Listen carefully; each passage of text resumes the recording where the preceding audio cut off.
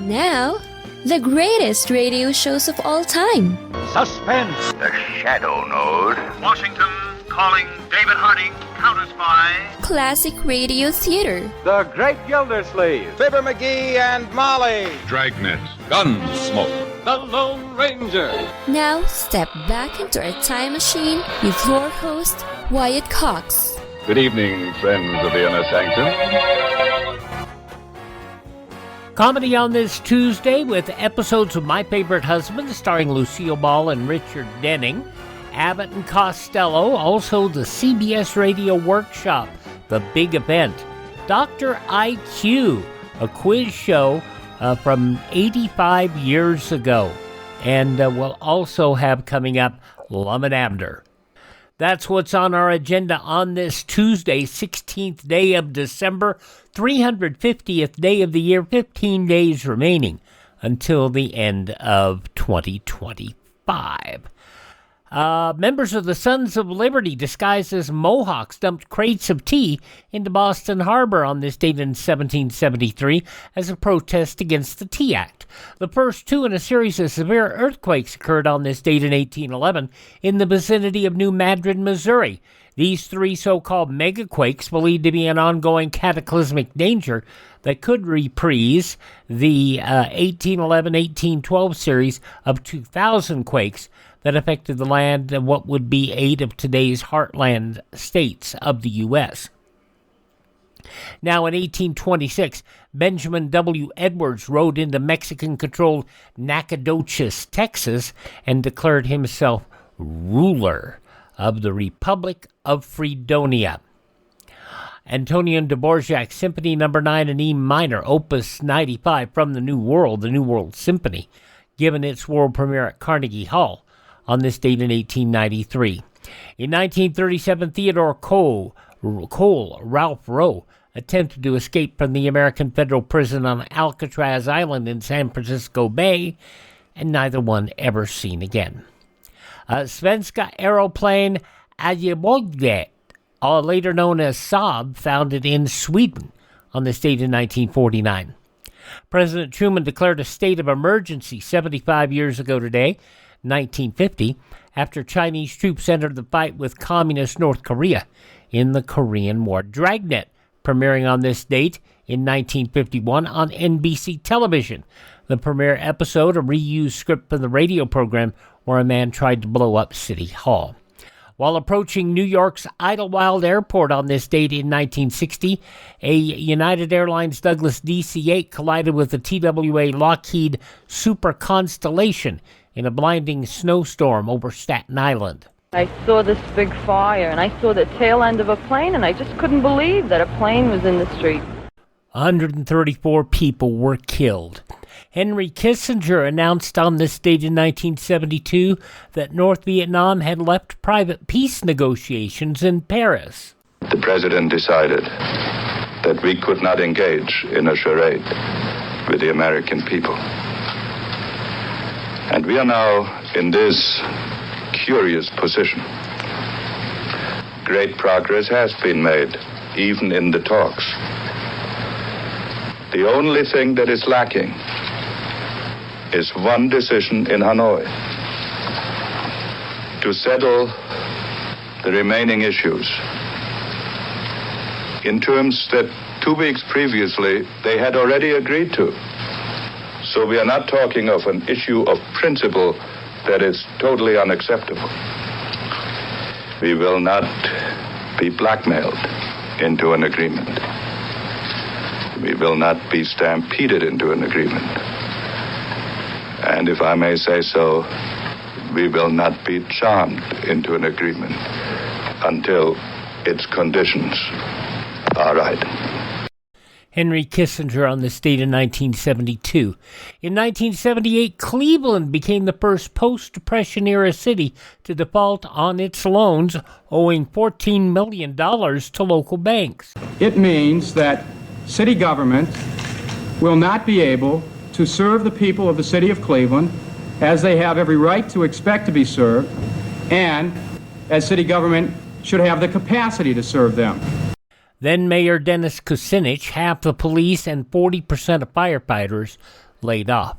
In 1979, Libya joined 4 other OPEC nations in raising crude prices, having an immediate dramatic effect on the U.S. In 1982, EPA head Ann Gorsuch became the first cabinet-level official to be cited for contempt of Congress. She refused to submit documents requested by a congressional committee. I work for the president, and I will follow his instructions, and I'll do so proudly. Gorsuch saying she was following President Reagan's orders. Federal Reserve announced on this date in 1982 the operating capacity of factories went down to 67.8%. In New York City on this date in 1985, Paul Castellano and Ton Bellotti shot dead on the orders of John Gotti, who assumed leadership of the Gambino crime family.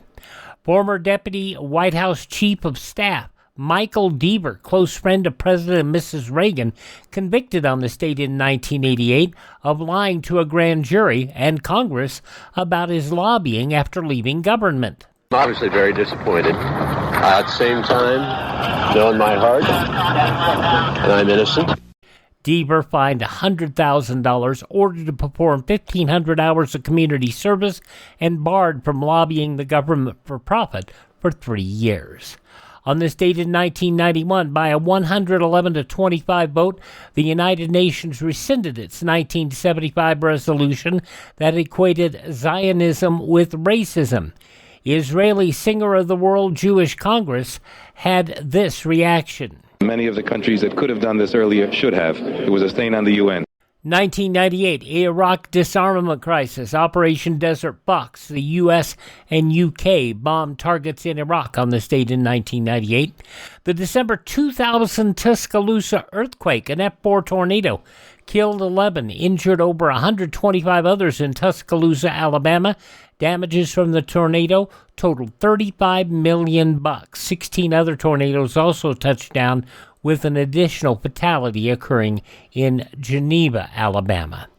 Larry King concluded his CNN talk show on this date in 2010 after 25 years. He continued doing shows for RT America and Hulu until 2020. He would pass in 2021. Passing on this date in history, German writer and folklorist William Grimm, the fairy tales guy. Camille Saint-Saëns, the French composer. W. Somerset Maugham. Also, Colonel Harlan Sanders passing on this date. Actor Lee Van Cleef. Singer Nicoletta Larson. Musician and songwriter Gary Stewart. Singer-songwriter Dan Fogelberg. Walt Disney's nephew Roy Disney. Actor and screenwriter Robert Easton. And Ray Price for The Good Times. And singer Keely Smith, the ex of Louis Prima, all passing away on this date. Birthdays on this date include Ludwig von Beethoven, also writer Jane Austen, Sir Noel Coward, also born on this date, Margaret Mead, the anthropologist, sports writer Frank DeFord, Stephen Baccio, Patty Deutsch, Bill Hicks, and a couple of wrestlers, the former Luke Harper, Brody Lee, and Sid Udy, Sid Vicious, Psycho Sid, all born on this date in history. They have all left the building. Hi, this is Jeff Foxworthy. It is now time for the birthday announcements. The following people are now officially older than dirt. Murray Slaughter's wife on the Mary Tyler Moore Show, the lovely Joyce Bulifant, is now 88 years old.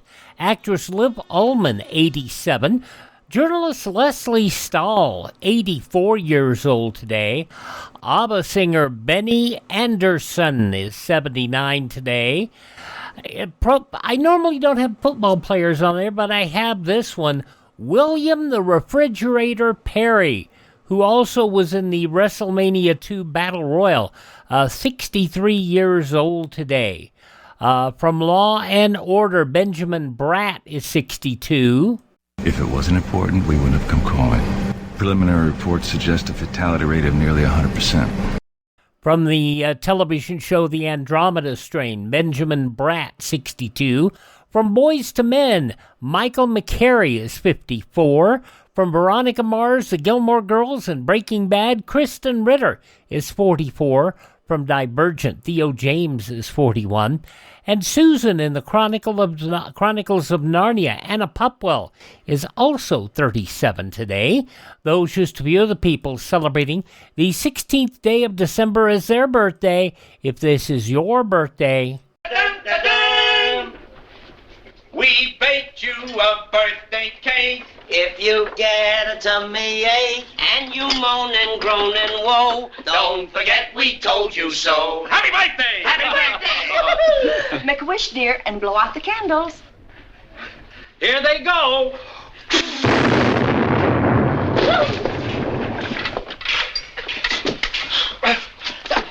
Real quick mention of Professor B's digestive aid. Cancer patients have used this. People with acid reflux have used this. And you can use this and save 10% by using the promo code Wyatt. Go to profbees.com. That's profbees.com. There is a money-back guarantee, so check it out. profbees.com. Your 10% using of that promo code Wyatt will also support this podcast. profbees.com. Coming up next, Lucille Ball and Richard Denning, My Favorite Husband.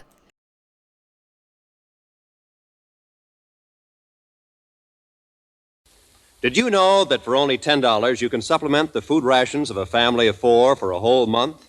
Just send that $10 to CARE, spelled C-A-R-E, New York. CARE guarantees delivery of its packages to 11 different countries in Europe, as well as to India, Israel, and Japan. Don't forget to include your name and address and the name and address of the family you want to receive the CARE package, because CARE is a person-to-person, international goodwill service. Check out what they have going on now at care.org. That's care.org. Now Lucille Ball, Richard Denning with the Christmas episode of My Favorite Husband. This goes back 76 years, December 16th, 1949. It's time for My Favorite Husband, starring Lucille Ball. Jello, everybody.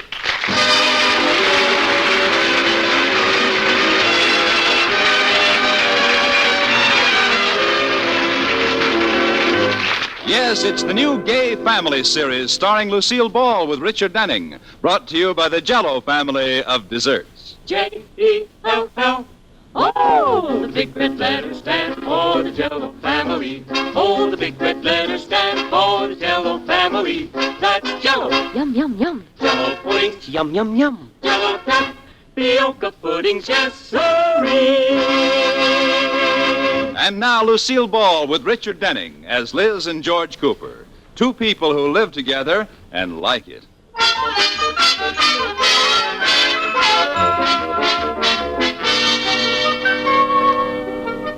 As we look in on the Coopers, it's morning, and there are 7 shopping days left until Christmas. George is eating breakfast, and Liz is in the kitchen with Katie, the maid. Katie. Yes, Mrs. Cooper? Have you any idea what George is going to give me for Christmas? Has he said anything? Not a thing. Oh, darn. I've got to find out. Why? Well, I'm knitting him a sweater, and if he's giving me something wonderful, maybe a measly sweater isn't enough to give him. Oh. On the other hand, if he's giving me some dinky little thing, why should I knock myself out knitting him a beautiful sweater? Why, Mrs. Cooper. Oh, Katie, you don't think I'm serious. It's the thought behind the gift that counts. It doesn't make any difference to me what kind of a fur coat George gives me. Well, I wish I could help you. Well, don't worry. I'll find out before he leaves that breakfast table. Here, give me the coffee. I'll take it in. Ooh, jingle bells, dee-dee-dee. Good morning, dear. Good morning, Katie. What? Oh, I was reading. Good morning, Liz, darling. How's my little husband this morning? Fine, thanks. Well, is there anything I can do for my sweet little ever-loving baby boy? Yes. What? Stop trying to find out what I'm giving you for Christmas. Oh, you. Come on, George. Iris knows what she's getting. Mr. Atterbury's giving her a mink stove for Christmas. How does she know? She already picked it out and charged it to him. Well, that's a pretty good clue. Are you buying me a mink stole? If I bought you a mink, it would have to be sole.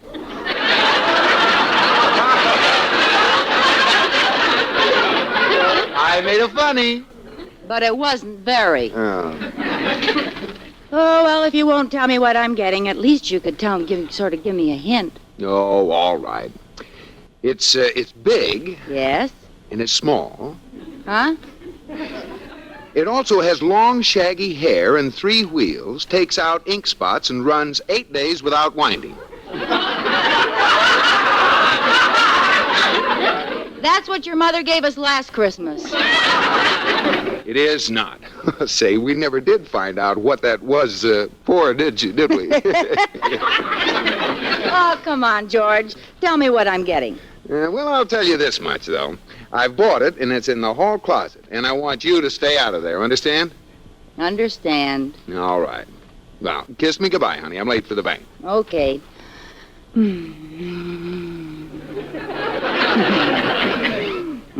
now hurry down to the bank. What bank? Uh-oh.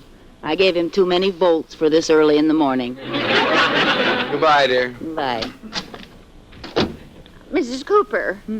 Mrs. Cooper, why are you standing there staring at the hall closet? George told me my present was in the hall closet and then made me promise to leave it alone. Only a man could think of a mean thing like that.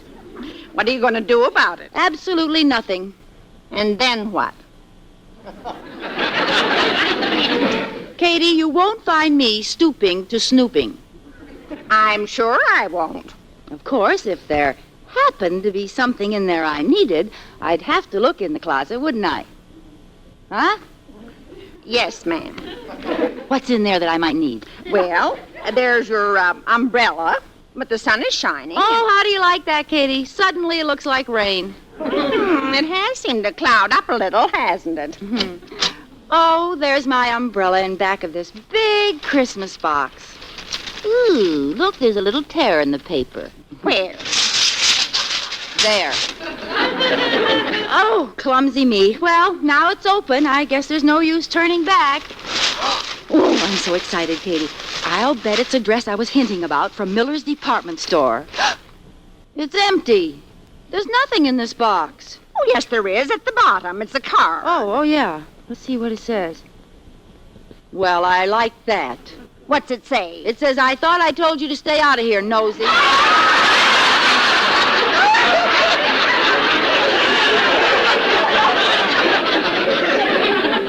Well, that settles it. He's going to get a sweater and like it.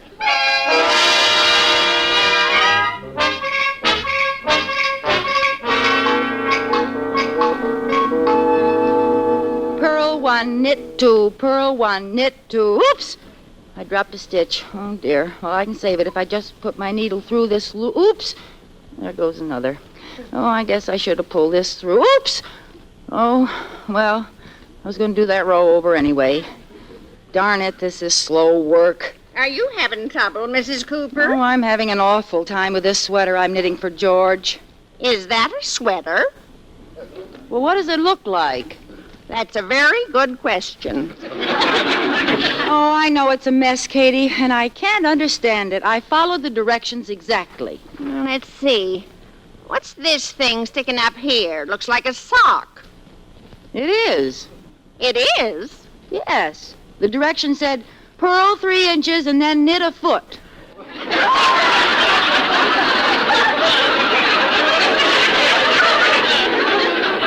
Oh, Mrs. Cooper, it didn't mean that. I thought it seemed odd. I thought maybe I was knitting socks to match the sweater and I could cut them loose later. I see. Well, the rest of it is... Wait a minute. What's this hole for? That's the neck. Oh. Then what's this hole next to it for? Oh, how do you like that? I left 2 openings for his head. Mrs. Cooper, you'd better rip it out and start over. No, it's a shame to waste all that work. I ought to give it to someone. Do you know anyone with 2 heads, Katie? Not offhand.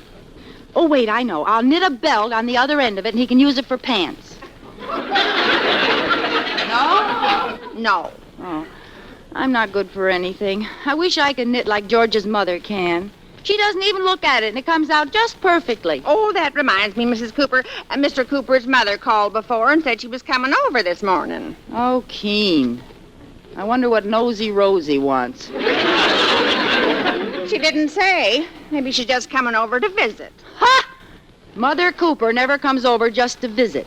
She comes over to see what I'm doing that I shouldn't be doing, what I'm not doing that I should be doing, what I'm doing that if she were doing it, she'd do it a lot better. Oh, Mrs. Cooper isn't that bad. Let's face it, Katie. She only lives to see how badly I keep house. An unmade bed is like a transfusion to her. Gives her strength to run her finger along a table and see if there's any dust on it. Well, she won't find any dust in this house. Oh, you dreamer. No, you can't win, Katie. Sometimes I think she's got dirt tattooed on the end of her finger. Oh, why did she ever move to town? I don't know. But brooding about it isn't going to get this sweater finished. I guess I'll have to rip most of it out. You'll never finish it by Christmas. Well, George will understand. I'll give him what I have done and tell him I'll finish it later. Yes, ma'am. Yoo-hoo! Anybody home? There she blows. Mr. Cooper's mother? Who else walks in without ringing the bell? She knows if she rang it, I'd pretend not to be home. The old, in here, Mother. I'll sneak upstairs and make the beds in case she goes up there. Oh, there you are, Elizabeth. How are you, dear? Fine, Mother Cooper. How are you? Well, here's a sight I never thought I'd see. Elizabeth Cooper dusting. I'm not dusting. Oh, then why are you holding that dirty old dust rag? That's a sweater I'm knitting. Oh, I'm sorry, dear. I didn't look very closely.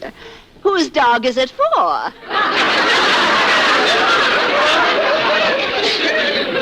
Yours. Huh? It happens to be for George. For George? Oh, no! Oh, I could die! Yes, but you won't. I'm sorry, Elizabeth. I've hurt your feelings. How could you tell? Come on in, Mother. Pull up a dust ball and sit down. Elizabeth, I came over to talk to you about something. Yes? You remember you invited me to spend Christmas with you? Well, I'm afraid I have some bad news for you. Oh? Aunt Bessie wrote and told me she's going to be all alone for Christmas. So I think I should go there and spend it with her, don't you? Yes. What was the bad news? What? Oh, I see what you mean. Well, gee, I don't know. It means quite a change in our plans. Oh, well, then But anything for dear old Aunt Bessie. Yes, the poor soul was wondering if you and George would mind giving me up just this one Christmas. Only one, huh? Well, I'll force myself. Go to poor old Aunt Bessie. Oh, well, then it's all settled. I'll go right home and write Aunt Bessie. And Elizabeth. Yes? If I may make a suggestion, dear, I wouldn't bother finishing that sweater if I were you. Oh, you wouldn't? Oh, now, please, Elizabeth. It's no disgrace not to be able to knit. You have other talents. I have? You must have. I mean, some wives can knit, and some wives can cook, and some are beautiful, and some are intelligent, and you're, well, I have to run along, dear. Are you driving, or shall I call the Yellow Broomstick Company? Oh, my Elizabeth, you're so sensitive. Now, if I've said anything is just for your own good, my goodness, if I can't make a suggestion, then what am I here for? Oh, you're beginning to wonder, too. I'm only trying to help you, dear. I don't want you to be embarrassed. You see, I knitted George a beautiful cashmere sweater. Oh, you did? Yes, and I don't want you to suffer through any comparisons. Well, goodbye, dear. What are you running your finger around the table for? Forget where you parked your gum? Would you look at my finger? It's just black with dust. Well, there's only one thing for you to do. Talk to Katie? No, wash your hands. Oh, that doesn't make your house any cleaner, dear. Oh. Goodbye. Don't bother coming to the door. Oh, Katie. Well, what's the matter, Mrs. Cooper? She's knitted George a sweater for Christmas. No. Yes, so I have to finish mine, and it has to be better than hers. Give me that knitting. Knit one, purl two, knit one, purl two, knit one, purl two. Oops!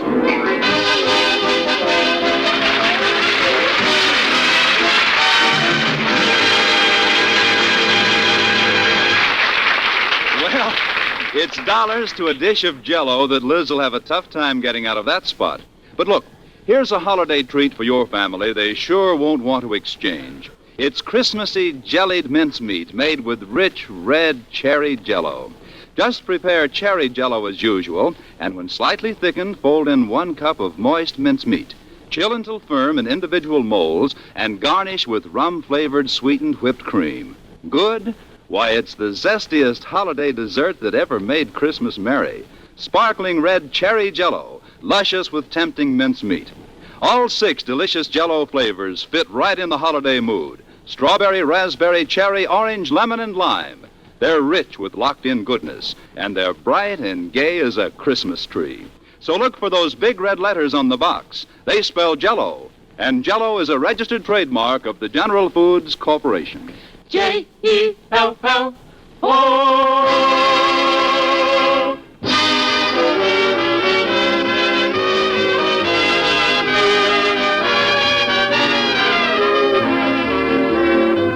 And now back to the Coopers. Liz is still busily working on the sweater that she has vowed to finish for George by Christmas time. Knit one, purl two, knit one, purl two, knit one, purl. Mrs. Cooper. 1, purl two, knit one, purl. Are you still up, Mrs. Cooper? It's 3 o'clock in the morning. What day? Oh, I can't help it, Katie. I have to finish this sweater. How's it coming? I don't know. I haven't been able to see for 2 hours. It feels all right. Let me take a look. Well, you've licked the neck problem. Only 1 neck hole. Goody. What's this thing? What? Oh, that's the sleeve. Oh. And what's this one? That's the other sleeve. Mrs. Cooper. Yes? What's this one? Oh, no! 3 sleeves! Katie, do you know anybody with 3? No. No. Well, here I go again. Liz the Ripper. I'm losing ground, Katie. By Christmas, I'll owe the sweater 3 balls of yarn.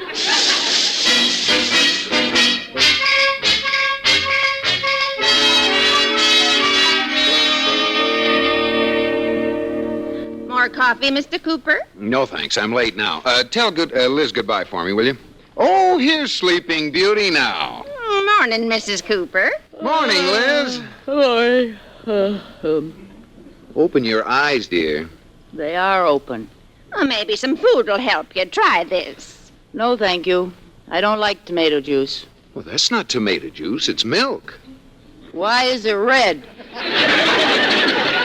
It isn't. That's the glow from your eyes. Ew. What were you doing last night, Liz? Oh, just working in Santa's sweatshop. Making something for me? No. Oh, come on. What is it? Well, give me a hint. Now look who wants a hint. All right, I'll give you the same kind you gave me. It's got 3 arms, 2 necks, and a foot sticking out of its back. Liz, you're knitting me a sweater. What? Oh, that was a pretty wild guess, wasn't it? Imagine you knitting a sweater. Katie, hand me a knife and tell me where he is. Well, I've got to run. Goodbye, dear. Goodbye. I thought he knew for a minute. Oh, he's so smart. That's just another reason why I have to finish the sweater. Will you get me my knitting, Katie? It's in the hall closet. All right, but I think you should give your eyes a rest. I can't help it. I've got to finish. Mrs. Cooper, did you rewrap that box and put it back here in the closet? No, why? Well, there's another one here. Let's see. Oh, how do you like that? I didn't even see it. That must be my present. Open it, Katie. Me? Yes, then when George asks me if I opened it, I won't be lying when I say no. Oh, the things I do. Oh, it's from Miller's. I hope it's... It is, Katie. It's the dress, but it's red. Bright red. Oh, that man. What was he thinking about? I can't wear red with my hair. If I put that dress on, I'd look like an Ungantine ad. Well, you can get it exchanged for another one after Christmas. No, I can't. They only had one green one my size. Katie, I'm going down and exchange it right now. But what'll Mr. Cooper say when you open the box on Christmas and the dress is green? I'll tell him the color ran. So long, Katie.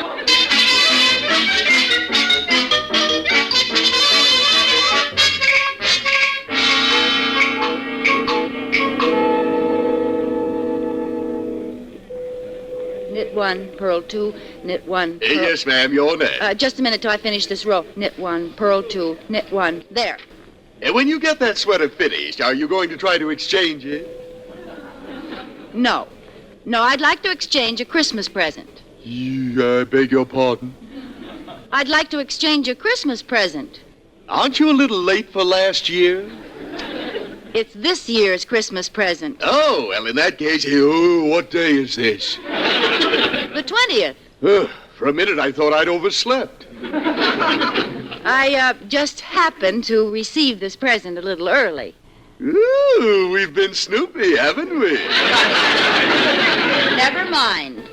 I'd like to exchange this for a dress that's the right color for my hair. Well, I don't think we have a dress that shade. Why don't you take a black one and give it a henna rinse? Oh, I'll bet you're a scream when you get out your chicken inspector badge. Will you exchange this dress or not? Well, I'll exchange it on one condition, that you return my telephone cord. Now, what would I be doing with your telephone cord? Well, I don't know, but you've got it knitted into your sweater. Oh!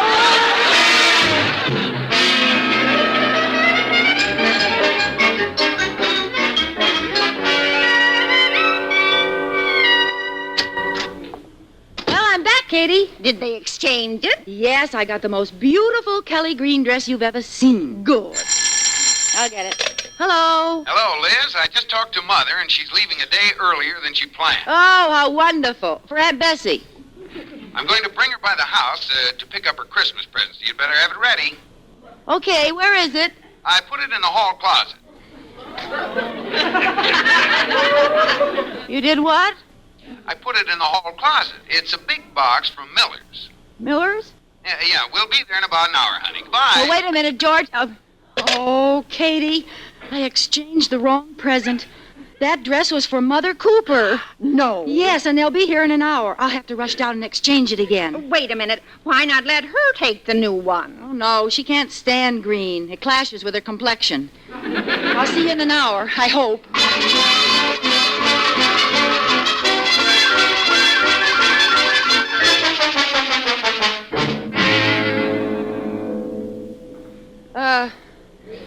Pardon me. Yes, madam. What can I do for you? I'd like to exchange something, please. Well, what goodie have we poked our nose into this time? Now, look, I'm in a hurry, and I want to exchange this dress. Didn't you just exchange a red dress exactly like this?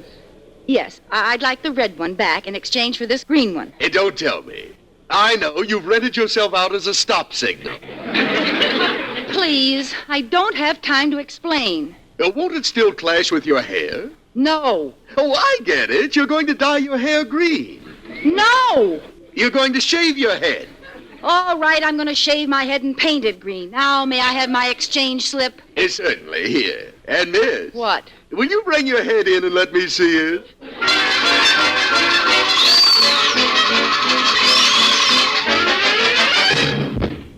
I made it. Did you get the red dress back? It's safe in this box. Are they here yet, Katie? Yes, Mr. Cooper and his mother just came in the front door. I told them you were upstairs. Thanks. And, Mrs. Cooper, I worked on the sweater while you were gone. There's only one row left to do. Oh, Katie. I put it back in the desk drawer. Oh, you're a darling. I better get in there and give Mother Cooper her present. Hello, Mother Cooper. Elizabeth. Hi, Liz. Hi, honey. Well, Mother, here's your present. Oh, thank you, dear. Oh, wait a minute, Liz. You've made a mistake. I've what? Oh, that's not Mother's present. It isn't? No, that's yours. No. Well, it's nothing to get excited about. No? I'll get Mother's present. It's up on the shelf in the closet. Oh, what are you looking so glum about, dear? It's Christmas time. Be gay and happy. Jingle bells, jingle bells. Oh, go jingle your own bells.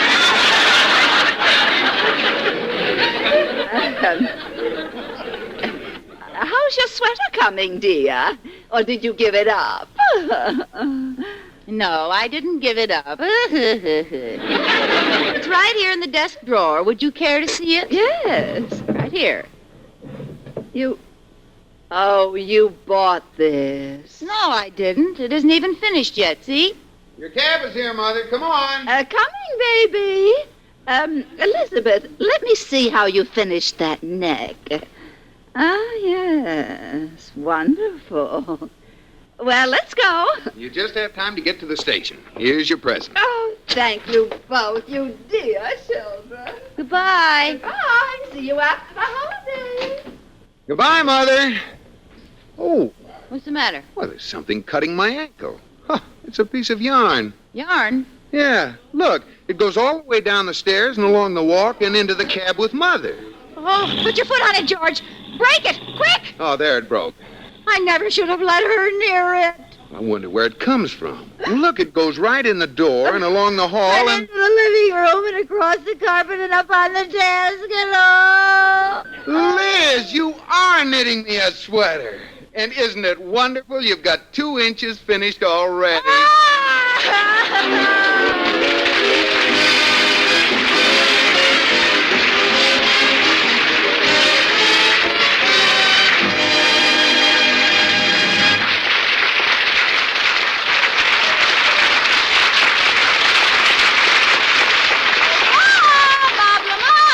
Yes, Lucille, where to tonight? Come, Robert, we're going back to the dawn of civilization, the days of the caveman. Of course, no one will understand caveman language, so I will translate. Wilbur, a little prehistoric music.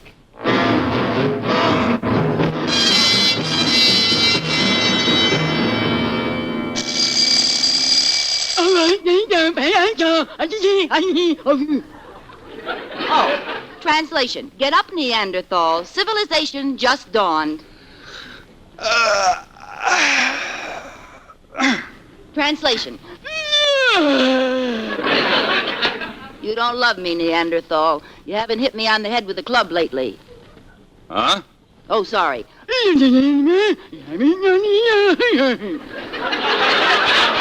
Oh. Ouch! Hey, what are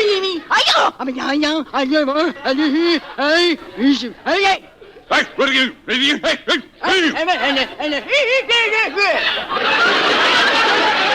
I want Jell-O with its 6 delicious flavors. Ugly, bugly, babby, oing, boing, and lime. Translation. Strawberry, raspberry, cherry, orange, lemon, and floop.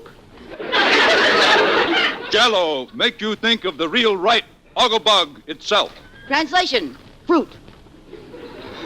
So look for big red letters on the box. They spell Jell-O, and Jell-O spells a treat. Because the...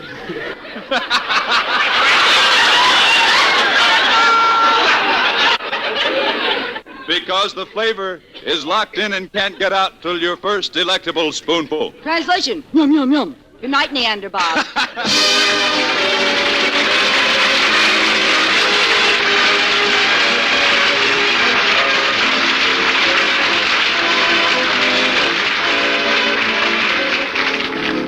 Ladies and gentlemen, the Christmas and New Year holiday season is a period of neighborly getting together and renewing community ties. It's a time when every American should be even more aware of the individual liberties he enjoys in the United States. And this freedom demands that each of us fulfills our duties as a citizen, to vote, to serve on juries, and to participate in community, state, and national affairs. By making our form of government work better here, we strengthen democracy everywhere.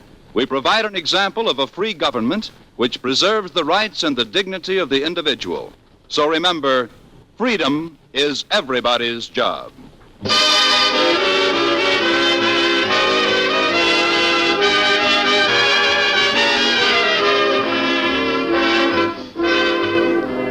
You have been listening to My Favorite Husband, starring Lucille Ball with Richard Denning, and based on characters created by Isabel Scott Rorick. Tonight's program was produced and directed by Jess Oppenheimer, who wrote the script with Madeline Pugh and Bob Carroll Jr. Original music was composed by Marlon Skiles and conducted by Wilbur Hatch. The part of Katie the maid was played by Ruth Parrott. Watch for Lucille Ball in the Columbia picture Miss Grant Takes Richmond. And be sure to listen to Lucille Ball in My Favorite Husband again next week. Presented by J-E-L-L. Oh, the big red letters stand for the Jell-O family. Oh, the big red letters stand for the Jell-O family. That's Jell-O. Yum, yum, yum. Jell-O puddings. Yum, yum, yum. Jell-O tapioca puddings. Yes, sirree.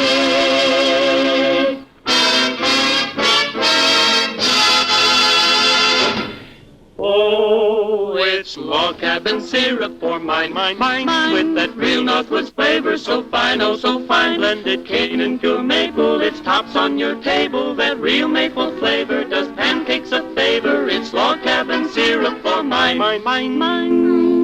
Yes, Log Cabin is the syrup with that delicious Northwoods maple flavor. It's America's most popular quality table syrup. Enjoy it on waffles or pancakes for Sunday night suppers, as well as at breakfast. It's log cabin syrup for mine. Listen to Lucille Ball in My Favorite Husband again next week. Bob Lamont speaking. This is CBS, the Columbia Broadcasting System.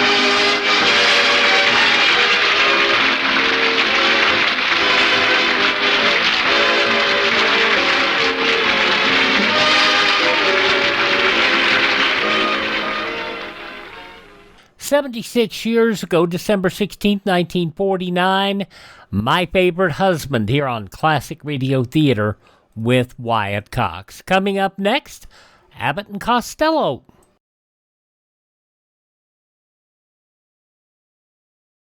This is Peter Hallas. As senior editor of the Hungarian desk at Radio Free Europe, I write and edit material destined for an audience still living behind barbed wire. I know those people, for I was one of them.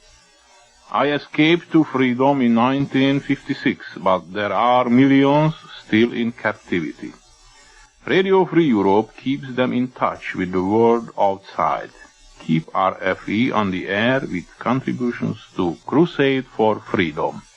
Continuing now with Classic Radio Theater with Wyatt Cox, time to see what's going on with Sam Shubble in an episode of the Abbott and Costello Show 77 years ago, December 16th, 1948.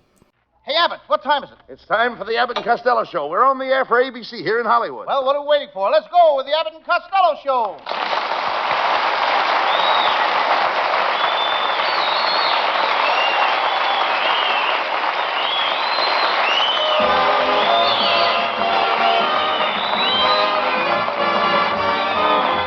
Yes, it's the Abbott and Costello Show, produced and transcribed in Hollywood for your listening and laughing pleasure with chuckles with a carload and music by Matty Malnick. So hold on to your chairs, folks, for here they are, Bud Abbott and Lou Costello.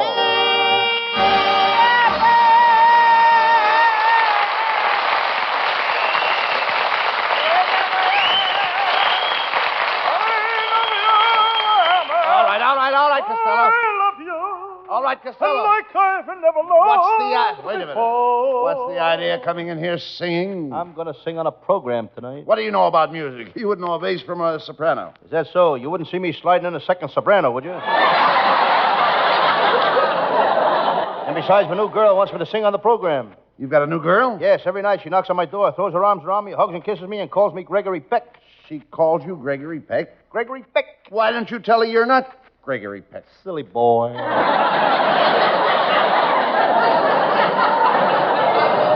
What does this girl do, Lou? She's a striptease dancer at the burlesque show. I wait for her every night outside the stage door. Does she meet you? No, but she waves to me from the patrol wagon as it goes by. Talk sense. I used to chase girls like you, and I never got anywhere. And one day I decided life wasn't worth living. I tried to shoot myself, and somebody stopped me. I tried to hang myself, and somebody stopped me. Too bad. I tried to drown myself, and somebody stopped me. Some people never know when to mind their own business. Well, all I have to say to you, Costello, is adios. Adios. Yes, that's goodbye in Spanish. Well, Los Angeles traffic. Los Angeles traffic. That's goodbye in any language.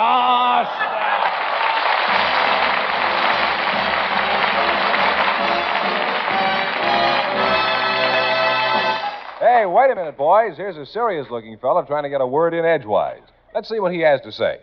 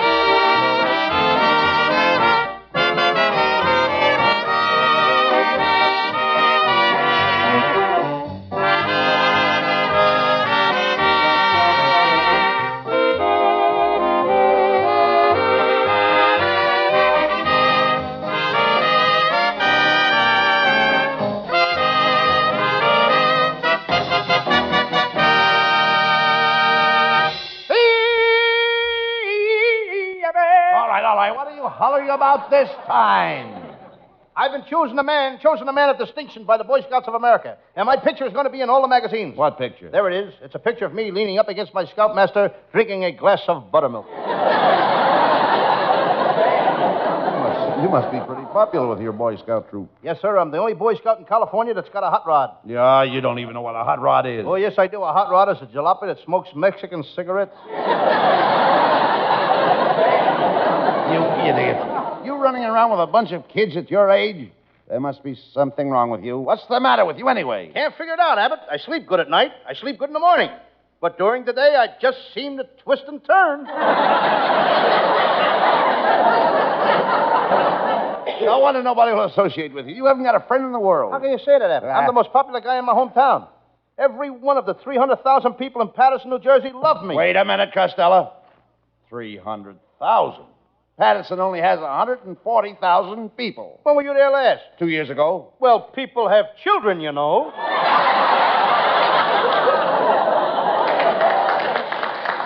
You please talk sense. What's that roll of paper you've got in your pocket? That's my Christmas shopping list, and you're right on the top. Oh, say, that's wonderful. What are you going to get me, Lou? I'm going to get you a handful of nickels and dimes and put them in your mouth.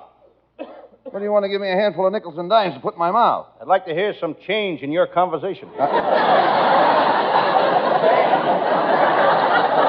Never mind. Who else is on your list? Well, there's my Uncle Mike. I don't know what to get him. Last year I got him a smoking jacket. Did he like it? Oh, sure. Christmas morning he stuffed it into his pipe.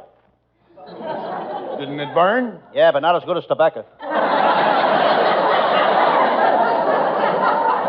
I think I'll get my Aunt May one of those old man river girdles. What's an old man river girdle? It helps you tote that barge and lift that bale. I'll either get that or I'll get a book, a volume by O. Henry. Oh, a volume? Yeah. Oh, Henry only wrote short stories. How much can you write on a wrapper off a candy bar? What is Uncle Mike going to get Aunt May, Lou? I don't know. Last year he gave her a fur piece. He shot it under the house. Had a white stripe down its back. That was a skunk. Huh? That was a skunk. Why'd Uncle Mike shoot it? After he shot it, he asked himself the same question. Well, now, wait a minute now. After all, skunk is pretty expensive. If your Uncle Mike had to buy it, he would have had to sell his house to pay for it. After he shot it, he had to sell the house anyway.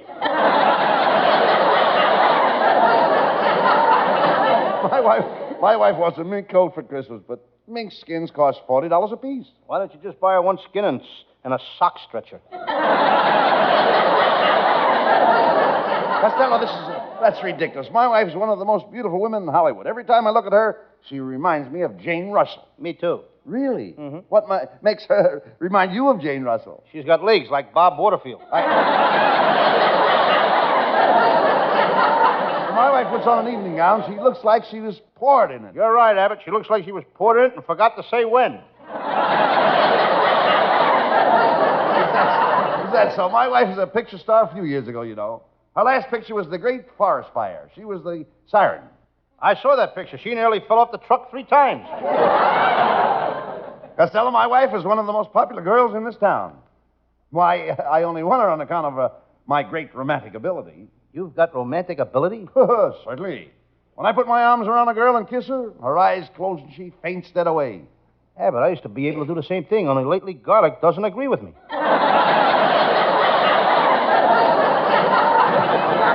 Tell me, Costello, how's your romance coming with that rich girl from Pasadena? She wasn't serious, Abbott. I found out it was nothing but puppy love on her part. When did she break the engagement? When she found out I wasn't a puppy.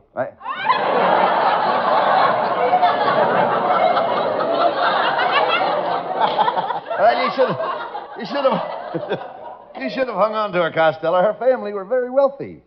Their home has 20 bathrooms. Their home has 20 bathrooms? That's right. No wonder they call them the filthy rich. You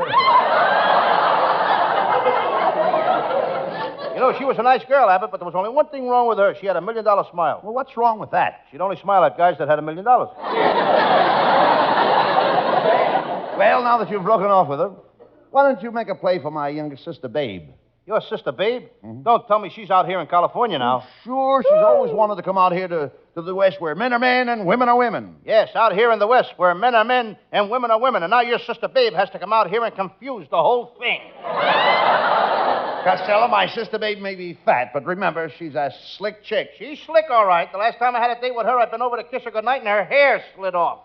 Are you trying to insinuate that my sister Babe is bald? I wouldn't say that, Abbott. She's got one of those new, sunny, tuft hairdos. Sunny, tough hairdos? Yeah, it's sunny down the middle, and there's a tuft on each side.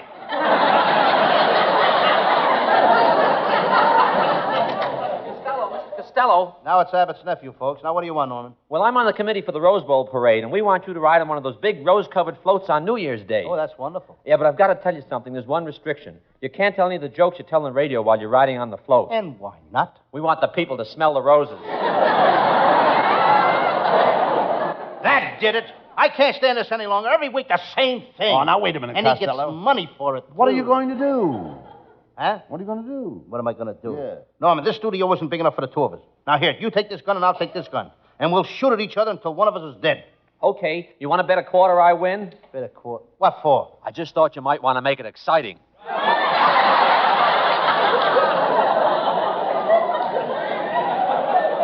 Look, why don't you go over to the Raleigh cigarette program and have your head moisturized? Wait a minute.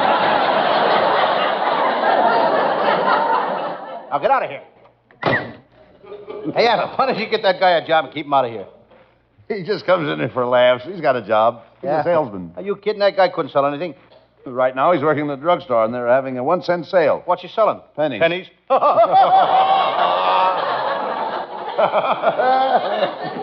Cucamonga, 32. Pomona, 31. San Fernando, above 32. Riverside, 28. Wait a minute, Costello. What are you doing? Figured as long as I ain't getting any laughs, I just might as well read the frost warnings. That's no attitude to take.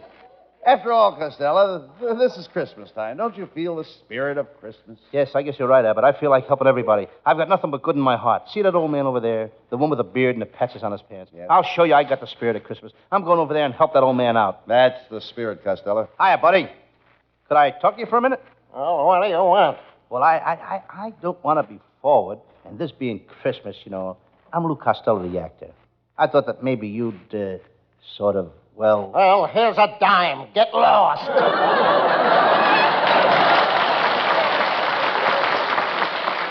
Santa Paula, 32. Ventura, 29. Santa 30. Hello, boys. Hey, look, Costello, it's our secretary, Viola Vaughn. Hey. I called you last night, Viola, and you weren't home. No, I was over at Costello's house practicing love scenes with him. You were practicing love scenes with Costello? Uh-huh. He's so short he doesn't even come up to your shoulders. How can he make love to you? Well, I stand him on a box, put my arms around him tight, kick the box out from under him, and I've got him trapped. Oh, high 29, tipped in above 32. La holla 31. Well, I'll leave you two. Cheerio, so long, Pip Pip and Hetty Lamar. Pip Pip and Hetty Lamar? Yeah, that's 3 pips. Hey, where are you going, Costello? I gotta go home now and take care of my brother Pat. You know, he's in that awkward age, you know. Awkward age? Yeah, he's too young to leave home alone and too old to trust but babysitters.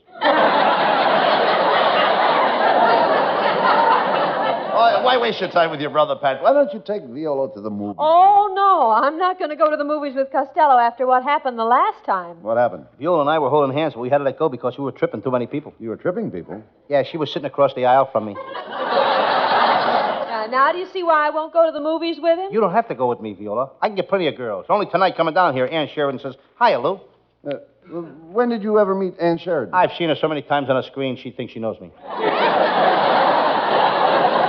Are you kidding? You don't know anybody in pictures. I don't know. Here comes Alan Ladd. I'll show you who my pals are. Hi, Alan. Hiya, Mac. Mac? Mac? I thought he was your pal. He's a little Why did you call you Mac? He's a little nearsighted. He thought I was Fred McMurray.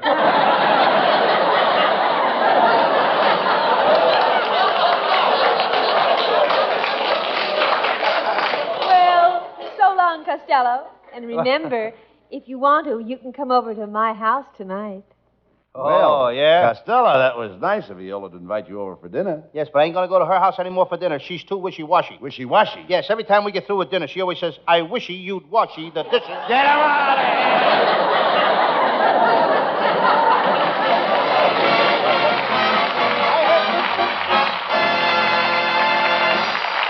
I hate to break it up, men, but it's time to change the subject for just about 60 seconds.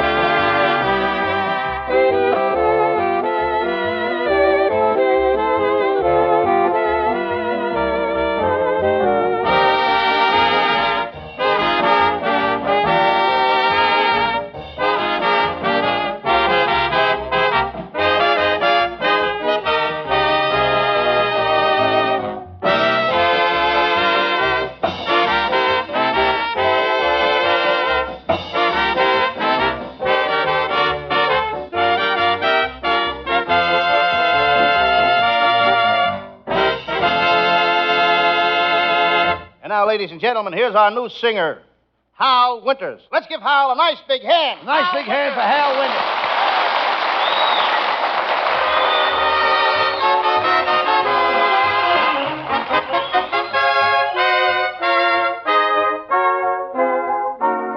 Day in, day out, the same old hoodoo follows me about.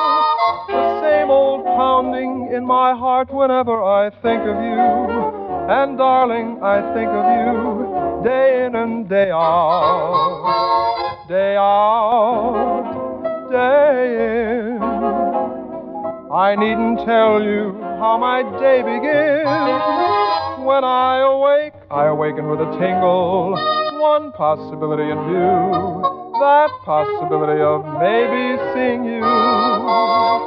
Come rain, come shine, I meet you and to me the day is fine. Then I speak your name and that pounding becomes the ocean's roar, 1,000 drums. Can't you see it's love? Can there be any doubt when there it is, day in, day out? Then I speak your name and that pounding becomes the ocean's roar, 1,000 drums.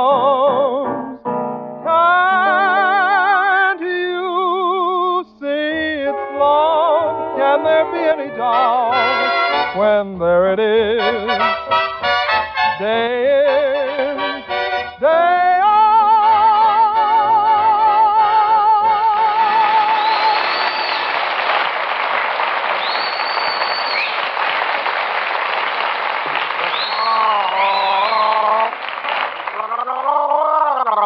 Costello, put down that water pitcher.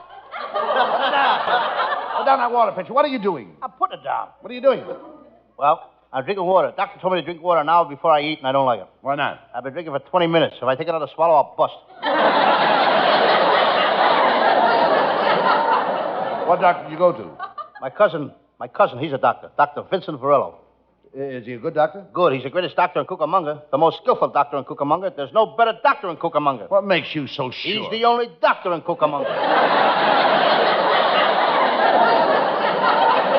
I mean, why do you go all the way to Cucamonga? There's a doctor right in your block. Yeah, but he's a baby doctor. I ain't got no confidence in him. Why not? Very few babies make good doctors. Forget about it. Have you heard any more from our sponsors about how they like your Sam Shovel detective stories? Indeed, I have. Here's a letter from one of them that came this morning. I'll read it. Dear Lou Costello, since I heard you were going to continue your Sam Shovel detective series, I have decided to take the old picture off our bottles and replace it with your picture. For as long as you do your Sam Shovel series, every bottle of our product will have your picture on the label. What product do they make? Iodine. I thought so. What is your Sam Shovel detective mystery for tonight, Costello? It's one of my minor cases, Abbott. I call it the case of the babysitter who was fired because he neglected his work, or it was time for a change. Well, let's get on with the case.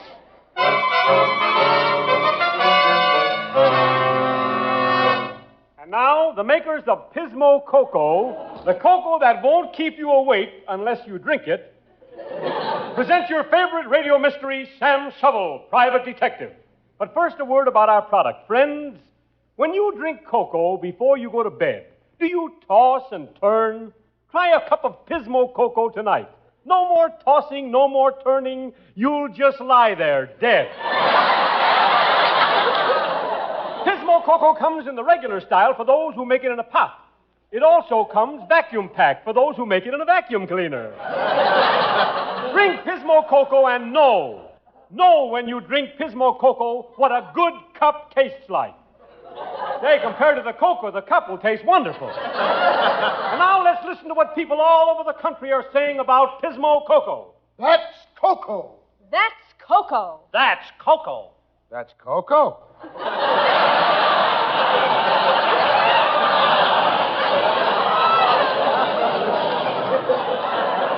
Friends, we're proud of Pismo Cocoa. Remember this, during the war, Pismo Cocoa was chosen by our armies as the cocoa they served overseas. They served it to the Japs. And now Pismo Cocoa brings you the further adventures of Sam Shovel, Private Detective.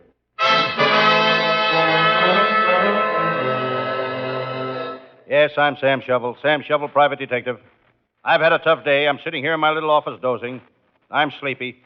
Suddenly I see a Dunhill, a K. Woody, a corncob, a briar.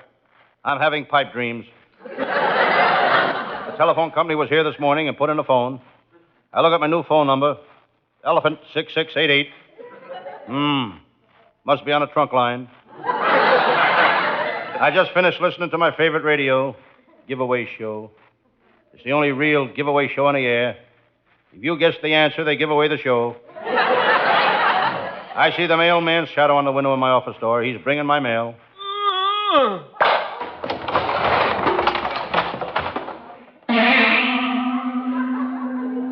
He delivers the mail the hard way. The hard way. He crawls through the mail slot and drags the mail in after him. I notice my new map has arrived in the mail. It's got the boundaries of all the states marked on it. I study the map. There's the Ohio state line. There's the Indiana line. There's... Yo. That must be the Mason-Dixon line. I love the South. I'll never forget how I trailed Shotgun Jake through the South. He thought he was a smart guy, but I fixed his wagon. I grabbed him in Atlanta and fixed his wagon. In Chattanooga, I fixed his wagon. In Birmingham, I fixed his wagon. I made a lot of money on that case. He gave me $5 every time I fixed his wagon. Here's a letter from a crook in Switzerland. He's imprisoned at the Yodel Yodel. That's Swiss for Sing Sing. I decided to read the rest of my mail. Here's a letter I don't understand. Dear Sam Shovel, we're sick of you butting into our business. If the Varela gang don't kill you, we'll kill you. Signed, the Merry Gang. P.S. If you're already dead, please disregard this note. That sounds like a threatening letter. I better make sure I'm armed. I opened the drawer of my desk to check on my gun. It's a Colt. Here's a postcard from my bookmaker. He wants me to send him $1 for a football pool. I don't think I'll do it. It's a waste of time building a pool for a football. It's about time for my pal, Lieutenant Abbott of the Homicide Squad, to show up. Abbott is a fine cop. Abbott, the chief wants to put him on the headquarters squad. No wonder. Abbott is the only cop in the force that's got a head the size of a quarter. I've hung out with Lieutenant Abbott so much we've become known as sidekicks. It's not because we're so friendly. It's just that every time we meet, we kick each other in the side. Suddenly, I hear footsteps outside my door. Hello, Sam Shovel. Glad you showed up, Lieutenant Abbott. How about paying me the $5 you owe me? When April showers, they come my way. Every time I ask for money, he gives me a song and dance. Where have you been, Lieutenant Abbott? I just arrested a guy for changing a tire. You can't arrest a man for changing a tire. From my car to his. Car? Lieutenant Abbott also changed that joke from my punchline to his punchline. Sam, this office is filthy. Why don't you get some cleaning equipment and clean up the dirt? I've got plenty of cleaning equipment. I got vacuum cleaners, mops, brooms, and scrubbing brushes. Why don't you use them? Can't find them. They're under the dirt. You're a disgrace to the detective business. What an office. It's ankle deep in dirt. Why don't you open a window? The only window in the place is in my kitchenette. Well, open it. What, and let the sun come in and kill my mushroom bed? As I said this, I heard a creepy sound in the hall outside. I turned and looked. Lieutenant Abbott and I said, quick, somebody's coming. Hide behind that marble slab. Sam. Sam, you were right. There's someone at the door. The door slowly opened.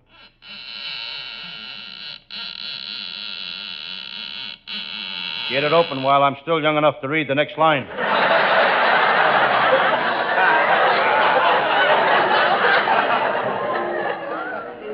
Standing in the doorway was the most gorgeous girl I've ever seen. She spoke. Oh, Monsieur Sam Chauvel, I have heard that you are a great detective, no? That I am. I looked at this lovely creature. She was wearing a low-cut evening gown. Sam Chauvel, will you help me out? Lady, don't you think you're out far enough already? Sam Chauvel, who is your so charming friend? This is Lieutenant Abbott of the Homicide Squad. Ah, the famous brave Lieutenant Abbott. Lieutenant, I am in great danger. You can help me, n'est-ce pas? Mais oui, mademoiselle. Oh, chérie, que vous êtes le plus bel homme du monde. Oh, I don't think I could do that.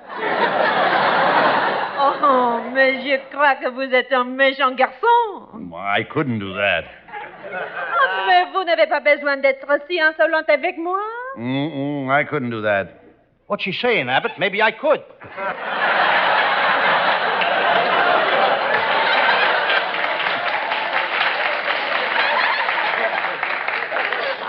Sam Chauvel, you are so brave. The terrible Count Boris is after me. Tell me, what would you do if you were in my shoes? I'd probably fall flat on my puss. Countess, you shouldn't drag Sam Shovel into this case. Here we go again. Count Boris is a vicious man. He might kill Sam. Besides, you have no money to pay the fee. Oh, it is true I have no money, but Sam, I can pay you with kisses.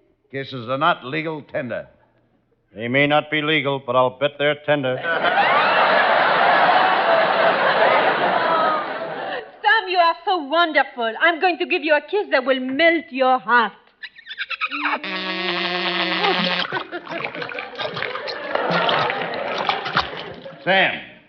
Sam, say something. Does anybody want to buy 10 cents worth of liquid hot? Oh, Sam, it is Count Boris. He's looking for me. He is always seeking me. For 5 years I've been hiding from him. Quick, Sam, where can I hide? Here, hide under the desk. Where is she? Where is she? I know she's here. I've been looking for her for 5 years. Aha! There you are under the desk, huh? Come out, Countess Borden. I have found you, and you know what that means. What are you going to do to her, Count Boris? Nothing. Only now it's my turn to hide. She's got to find me. Get him out of here, will you?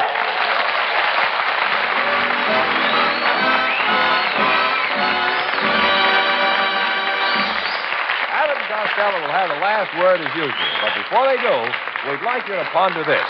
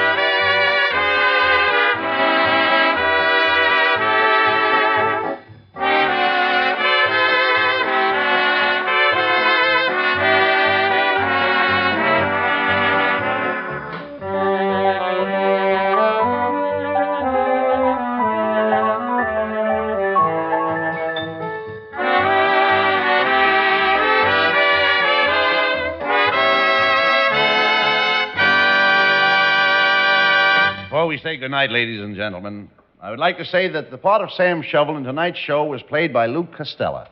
And I, Bud Abbott, do not necessarily agree with anything he says. Thank you, Abbott. And I want to say that the part of Lieutenant Abbott of the Homicide Squad is played by Bud Abbott. And if there is any resemblance between Abbott and any living person, there would be better off dead.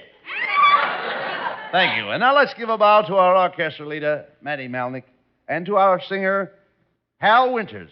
And I'd like to give credit to our writing staff, which is headed by Eddie Foreman with Paul Conlon, Pat Costello, Martin Ragaway, and Leonard Stern. And let's not forget our capable producer, Charles Vander. And let's not forget to say goodnight. Good night, folks. Good night to everybody in Patterson. Good night.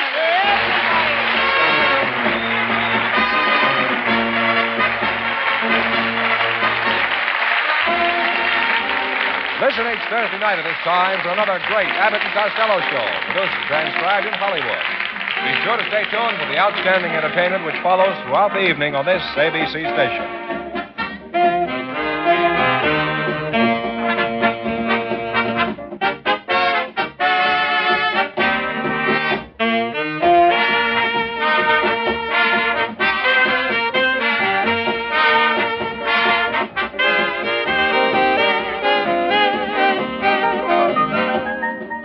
"77 years ago, Bud Abbott and Lou Costello from December 16, 1948, here on Classic Radio Theater with Wyatt Cox. Coming up tomorrow, we'll have a mixed bag on this Wednesday with Archie Andrews from 1949 as the gang goes Christmas shopping. Suspense from 1961, The Yuletide Miracle. Boston Blackie, starring Dick Colmer from 1946, the story of the impersonator. And Calling All Cars from 1936, Multiple Murders.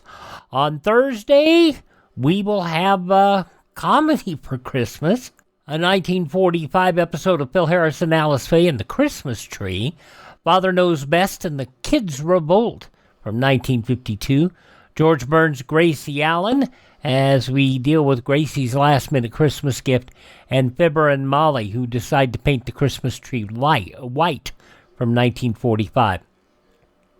Friday's show, we'll have the Aldrich Family 1939 Christmas show. Jack Benny visits Phil Harris and Alice Faye. He's going to play Santa Claus. Also, the Lux Radio Theater production of The Bishop's Wife, starring Tyrone Power and David Niven. Saturday, we'll have, of course, Miracle on 34th Street, Truth or Consequences, It Is Truly a Christmas Show from 1947, and The Harold Perry Show from 1950, the children's Christmas show.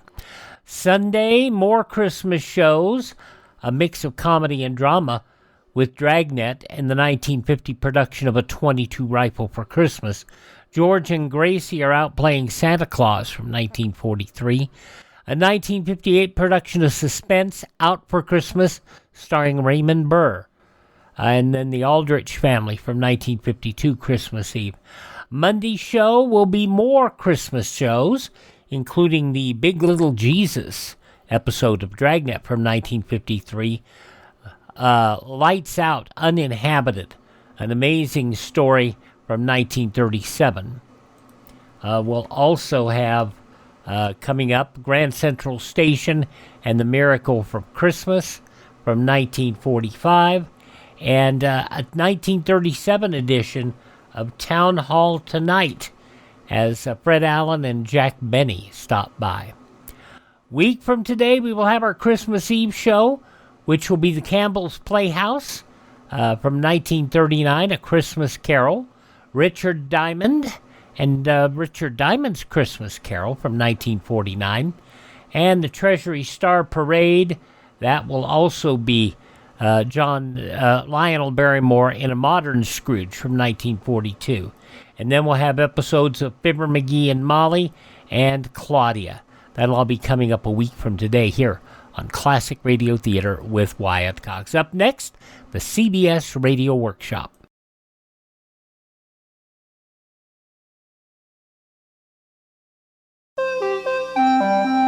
I'm Ed Asner. The American Cancer Society has asked me to quit smoking, and I'm asking you to join me. Now, don't panic. It's just for a day. November 16th. That's the day they'd like every smoker in America to take a breather from cigarettes. They figure if people can quit for a day, they might just quit for a lifetime. A lifetime. Yours and mine. Join the Great American Smokeout, November 16th. Now on Classic Radio Theater with Wyatt Cox, an episode of the CBS Radio Workshop from 69 years ago, December 16, 1956. It is the big event, the day the law of averages was repealed.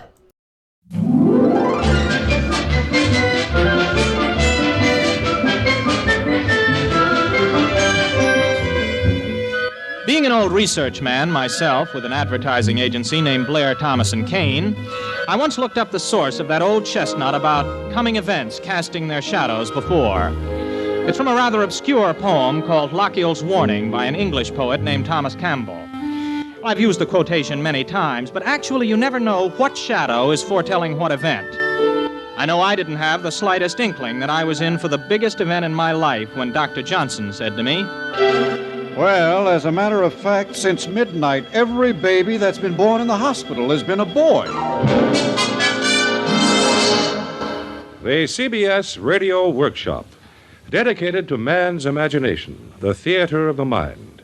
Today, the big event, a fantasy for radio by Gloria Dapper and Draper Lewis. A fantasy about the law of averages and the day the law of averages ran out.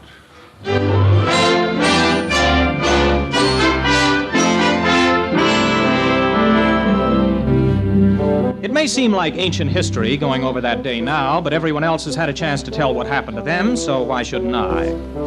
I was in the waiting room of the maternity ward of a hospital when it all started. There were 4 or 5 other guys sweating it out with me. We'd been there most of the night. It was close to 1:30 in the morning. But it wasn't quiet like it usually is at that time in a hospital. Mr. Blair, my boss, had arrived around 10 to keep me company. At least that was his excuse for bending my ear for 3 solid hours.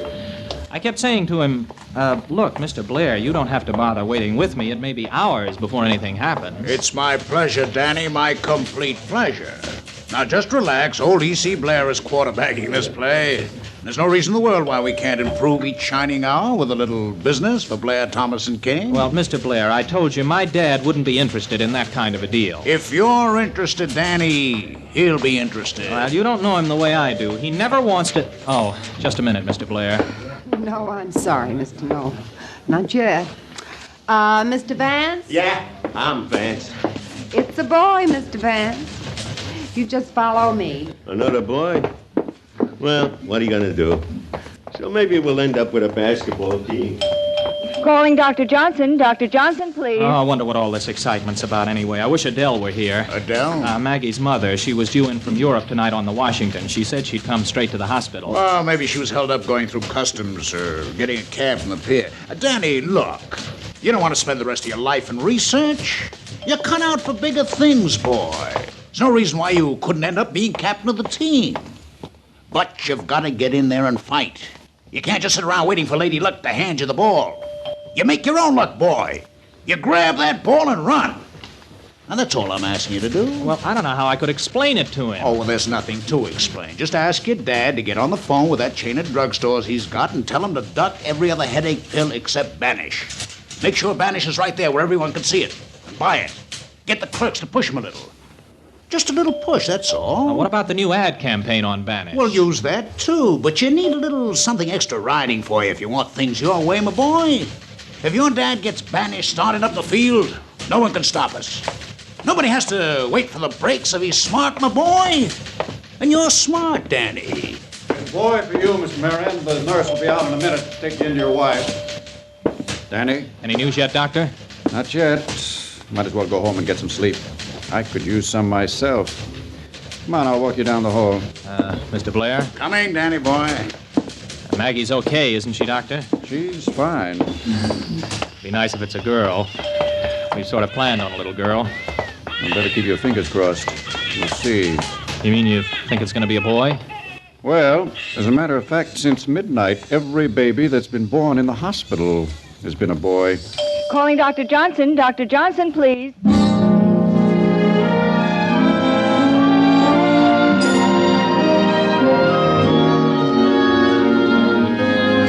We left the hospital on the Lexington Avenue side. Mr. Blair hailed a cab and offered to drop me off. But just then a second cab pulled over to the curb, and I told him I'd take my own since I was going over to the west side, and he lived east on Sutton Place.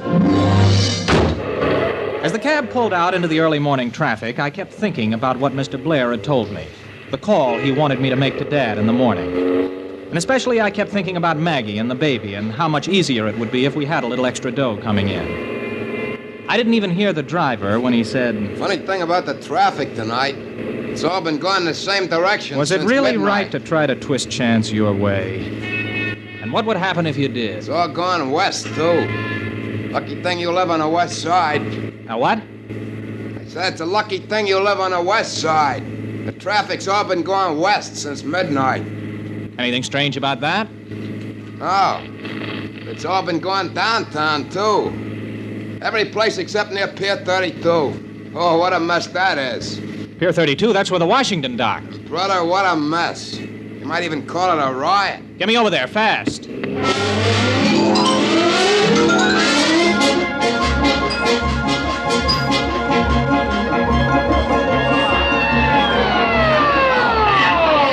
mister, if I was you, I'd stay in a cab. You'll never get on a pier to that crowd. Now, wait for me here. All right, you heard what I said. No one else is allowed on the pier. Now just keep moving and no one will get hurt. Officer, please, I've got to get on the pier. There's a member of my family getting off the Washington. I don't care if it's Marilyn Monroe.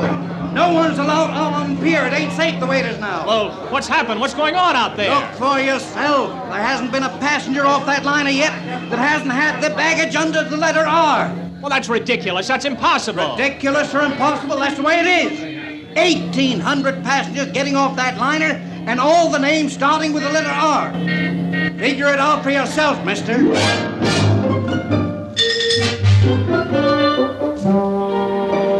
I went home, made a pot of coffee, and sat down to wait. 2 hours later, the front doorbell rang. I opened the door, and Adele said to me, "The next time I marry a man named Robertson, please drag me away from the altar. Oh, where's my bedroom? I'm dead."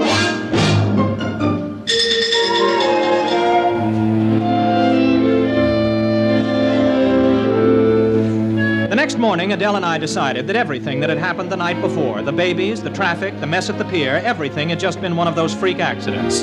Well, what else could it be? I had done a lot of thinking about more important things. I decided that maybe E.C. Blair was right after all. Why should I spend the rest of my life in research? It wasn't much fun being a permanent little fish in a big pond. I'd been waiting too long for Lady Luck to toss a little extra loot my way. And now for the first time, I had the chance to make things work the way I wanted them. I went into the living room and picked up the phone.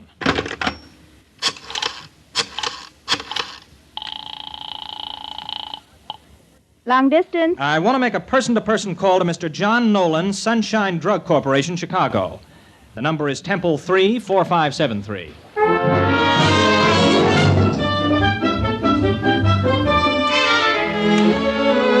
It wasn't until I left the apartment that I started to find out what was really going on. At first, it just seemed like one coincidence after another. I stopped by the newsstand, and Pete said to me, "You're going to have to take another paper this morning, Mr. Nolan. I've been all sold out of the Times since 7:30. And the bus driver was yelling, No, I can't change another 5. Aren't they making anything except $5 bills? Now stop it, will you? Stop it. But that was just the beginning. When we pulled into Madison and 53rd, all the passengers got off at the same stop. All of them. They all went into the same building where I work. They all got on the same elevator. All right, don't push. Floors, please. And they all got out at the same floor. My floor. I have an appointment with Mr. Elmore. I can talk to you, Mr. Look, we all have to get in line or something. Blair, Thomas and Kane reception. No, Mr. Thomas. I'm sorry. I'm trying. I'm sorry, miss, but I'm already 10 minutes late for my appointment. Would you please see if he's there? I only have one pair of hands. If you'll just be quiet and give me a chance. What? Oh, no, I wasn't talking to you, Mr. Thomas. No, sir. Okay, everyone. Now quiet down and let's take it one at a time. One at a time.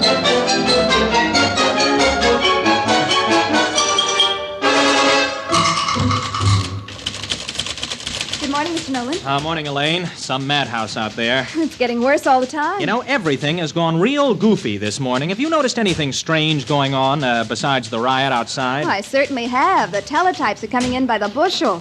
Hope we have a profit-sharing bonus this Christmas. Huh? What do you mean? Our sales. They're fantastic in 10 major cities. Every Blair, Thomas & Kane product is suddenly booming. I've been around long enough to see a product catch fire, but 32 of them. Never. Well, let me see those teletypes. Oh, this is incredible. And Banish is right in there with them. Banish is leading the field, as Mr. Blair would put it. Looks like our lucky day, huh? Well, I'm not so sure it's luck. What else is world shaking? Call Bill Paris about lunch today. I'll do that right away. A funny thing happened out in Jackson Heights this morning. Every dog on our block bit the poor mailman. He was a wreck. Hastings and Cole, good morning. Bill Paris, please. Yeah, well, remind me to tell you what happened on our bus. Hello? Bill, Danny Nolan. Oh, yeah, Danny. Look, I can't make lunch today. I'll be lucky if I ever get anything to eat again. Oh, things jumping at your place, too? Aren't those teletypes the kind you have daydreams about? Nightmares, you mean? You've got a funny sense of humor today. What do you mean? I mean, we're practically wiped out. If this trend doesn't reverse itself in an hour, we'll have to throw in the towel. Oh, Bill, I don't get it. Hey, what sort of practices are you guys using over at your shop? Everything you're handling is turning to gold. The rest of Madison Avenue is getting ready to move to the Bowery. You mean our products are the only ones that are moving?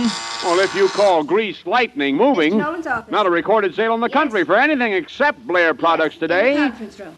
Danny, we've been friends for a long time. You sure there isn't anything under the counter going on over there? Bill, look, I'll call you back. If I'm still here. If not, try Welfare Island. Mr. Blair has just called a special conference. You want it right now in the Lion's Den.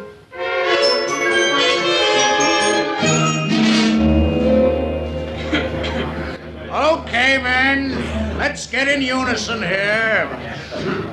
Well, I suppose you've noticed the teletypes. I'd say that this is a 14-chart day for Blair, Thomas & Kane. Men have brought you in here to see that this roller coaster stays on the track. But it doesn't make sense, Mr. Blair. I've been talking to a friend of mine over at Hastings and Cole. They're worried. Worried? They're frantic. Walker, Algren, and Marley have already pulled down the flag. Hastings is next. He'll be turning in his diners card before noon. Take my word for it. What do you mean they're out of business? Yep. And we're just starting the jet fuel, pumping it in.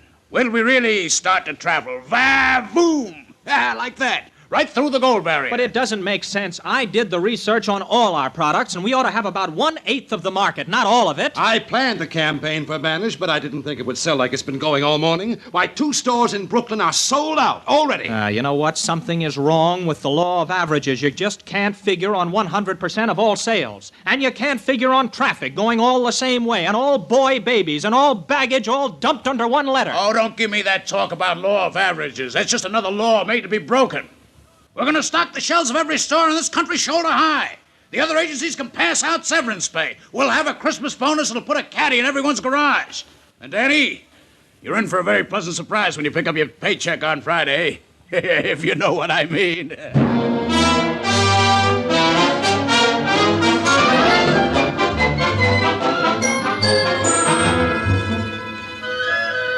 Now, by lunchtime, everyone knew that something was going on. It was all around you. The traffic on Madison Avenue was jammed going downtown, just a few cars coming uptown. One store would be packed to the door, another store almost empty. There were extras on the street with headline stories from all over the world. Strange, half funny, half frightening stories. Dateline, London. There was an unusual scene at the famed Ascot Club this noon when Sir John Avery answered a waiter in the dining room. No mutton! No... I beg your pardon. No mutton. Why, my good man, I have been having lunch at this club every Thursday since 1921. And every Thursday I've had mutton for lunch. And do you mean to stand there and tell me that the... No mutton, Sir John. Deadline, Lucerne, Switzerland.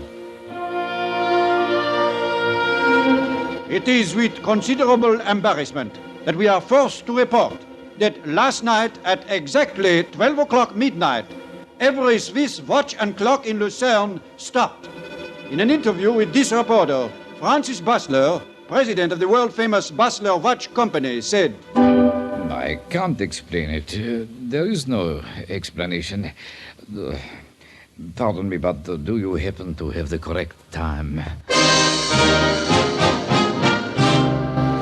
Dateline, Moscow. It has been reported to the Kremlin that this morning nobody rode to work on the subway. Everyone walked to work. Since it is known throughout the world that the subway was invented by Russia, and since Moscow has the most beautiful subway system ever built, it is hereby ordered that everyone will ride the subway on their way home from work. Everyone! That is an order!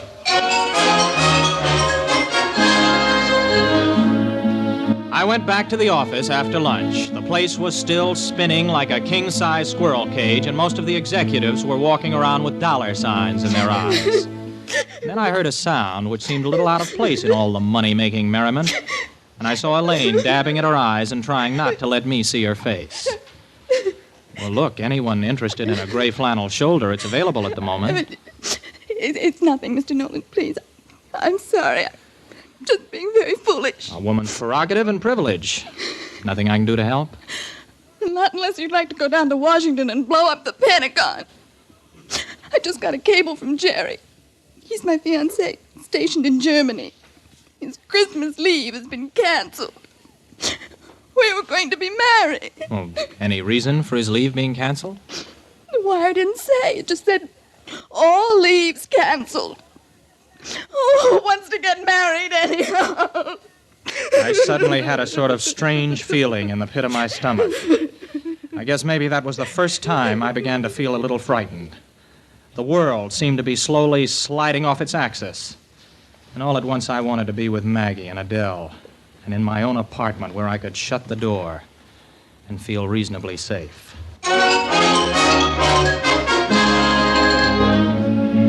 I walked home, and as I turned the corner into our apartment, I saw a lot of equipment spread all over the pavement, hoses and pumps and things. The super was talking to a bunch of workmen as I passed. How do you like this, Mr. Nolan? Believe it or not, every one of them washing machines in the basement overflowed. Almost floated the whole place off the block. I walked into the lobby, and there was a sign saying, all elevators out of order. I climbed the 10 flights to my apartment. Adele met me at the door. Mr. Blair has called 3 times. He wants you to come back to the office. Well, if he calls again, I'm not here. I don't want to talk to him. Danny, what's happening? What's going wrong? I went to the supermarket this afternoon, and there wasn't a clerk in the place. They all stayed home. Yeah, that figures. And there was a Santa Claus near Herald Square. He had to have an armed guard escort him to the bank. He'd collected so much money. But none of the others had collected a cent. You know, this is what I told Mr. Blair at the meeting, but he wouldn't listen. I told him that something has happened to the law of averages. Has the hospital called yet? Not yet. No, I'll get it. Telegram for Mr. Nolan. Sign here. Okay. Here you are. Thanks, mister.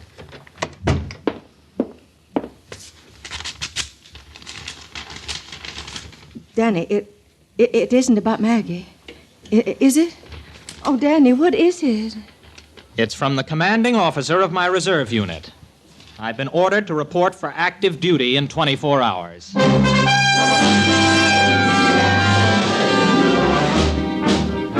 And so, tonight, a special emergency session of the United Nations has been called to deal with the present world crisis. The issues are these. If war should come, the casualties could very easily happen only to one side. Our side or the enemy's. In every country, orders for total mobilization have been issued. By dawn, the world will be an armed camp, waiting. The enemy powers have sent their ultimatum to the United Nations. Surrender or perish. Will we call their bluff, or can we afford to take a chance and oppose them? Tonight's vote will answer that all-important question. So, stay tuned. Well, there's the answer for the telegram and the reason why Elaine and her soldier in Germany won't be getting married this Christmas. Now, this is what I've been afraid might happen. All of a sudden, something which is very funny becomes very serious. As serious as survival of the fittest. Or the luckiest. Oh, Danny, don't talk like that. Yeah, the day the law of averages ran out. That's what they'll call it in the history books. If there is any history after tomorrow. Well, I hope Maggie and I don't have a boy. Hello? Yes? Danny, it's the hospital.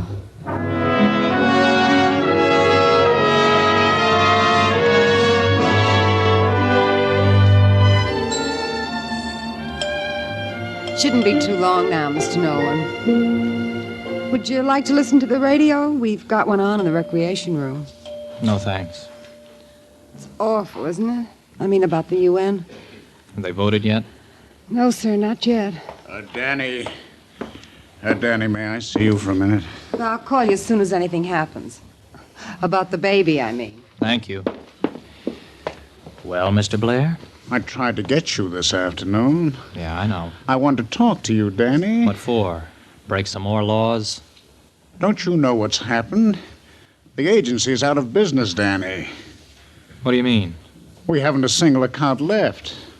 Everything's down the drain. Gone. So, it's happened to you, too. The clients decided they didn't need an agency anymore. With everything selling like wildfire, why have salesmen? Why have advertising? Why radio, TV? Why an agency? They all cancel their contracts. All of them.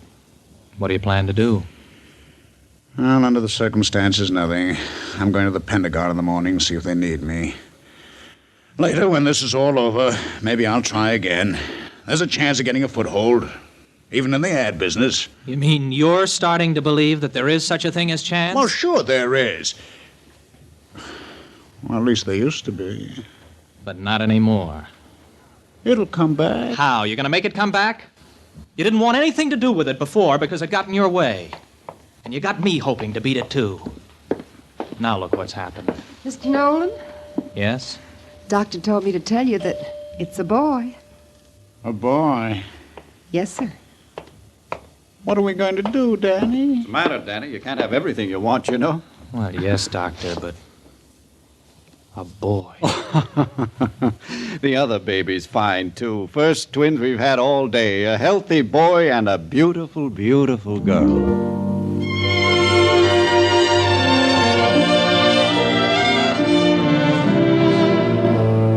After I'd seen Maggie and the twins, Mr. Blair and I left the hospital together. And I can't tell you how good it was to see the traffic running in both directions again on Lexington Avenue. I was even happy when we couldn't get a cab. Mr. Blair walked east, and I started west across town. I really didn't understand everything that had happened, what it meant. 24 hours out of our lives with nothing working right. Why had it happened? Mr. Blair had been so sure of a golden future, so sure you could force your luck, so sure that laws were made to be broken. And now the laws were back again and things were normal again. Christmas was on its way, singing down from a gray-blue spire of a lonely Madison Avenue church. And then just for a few moments, I had a glimpse of what it all might have meant. Maybe we can twist fate to get our own way, but we'd better be careful. Where you break a law of nature, you do so at your own peril. And you better hope that the law you've broken remains in force to be broken again. This day was the shadow of what would happen if we all followed separate tracks and denied each other an equal chance. That was the warning of the big event.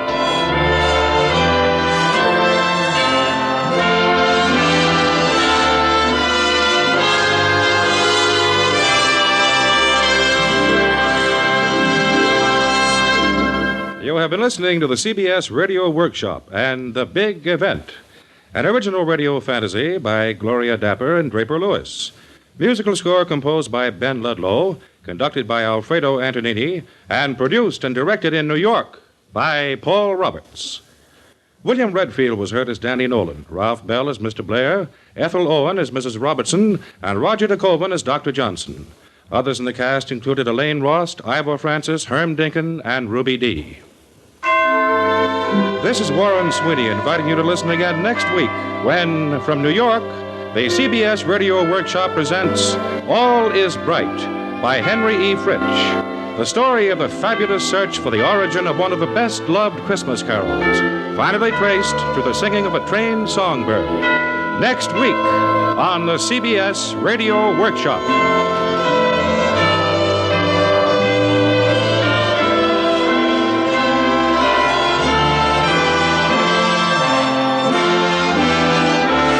This is the CBS Radio Network.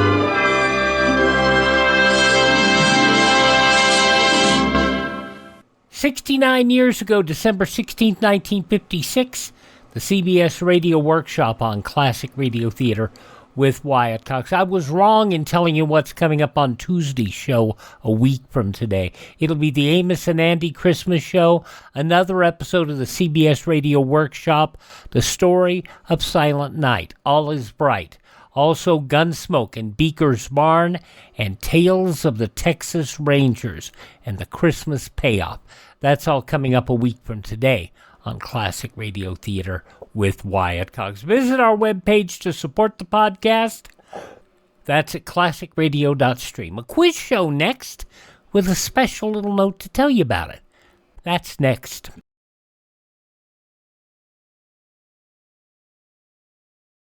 You know, this is still the season for carefree holidays and vacations. But don't be carefree on the highway.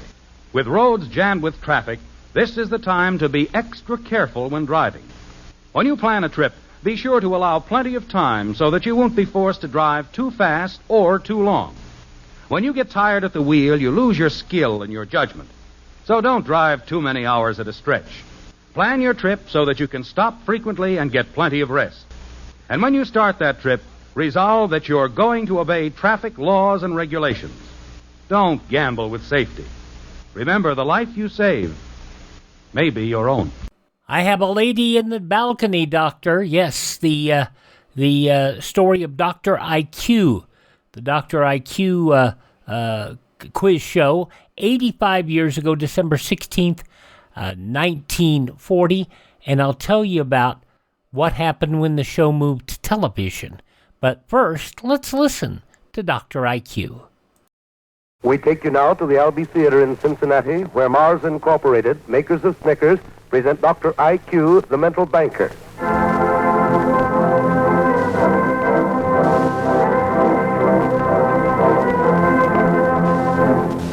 Presenting Dr. IQ.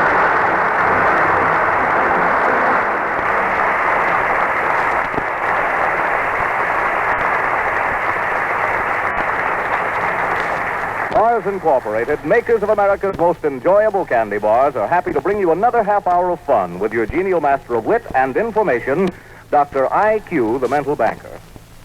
In your Christmas shopping this week, remember to get a box of Snickers. For what gift could be more joyfully received than 24 delightful episodes of taste enjoyment found in each box of Snickers candy? The Christmas season always brings good things to eat, and the excitingly different taste of Snickers is a delicious treat worthy of such a joyous occasion. On Christmas Day and every day, your family and friends will thrill to the luscious, lingering taste of Snickers. And now, here is that wise man with a friendly smile and the cash for your correct answers, Dr. IQ.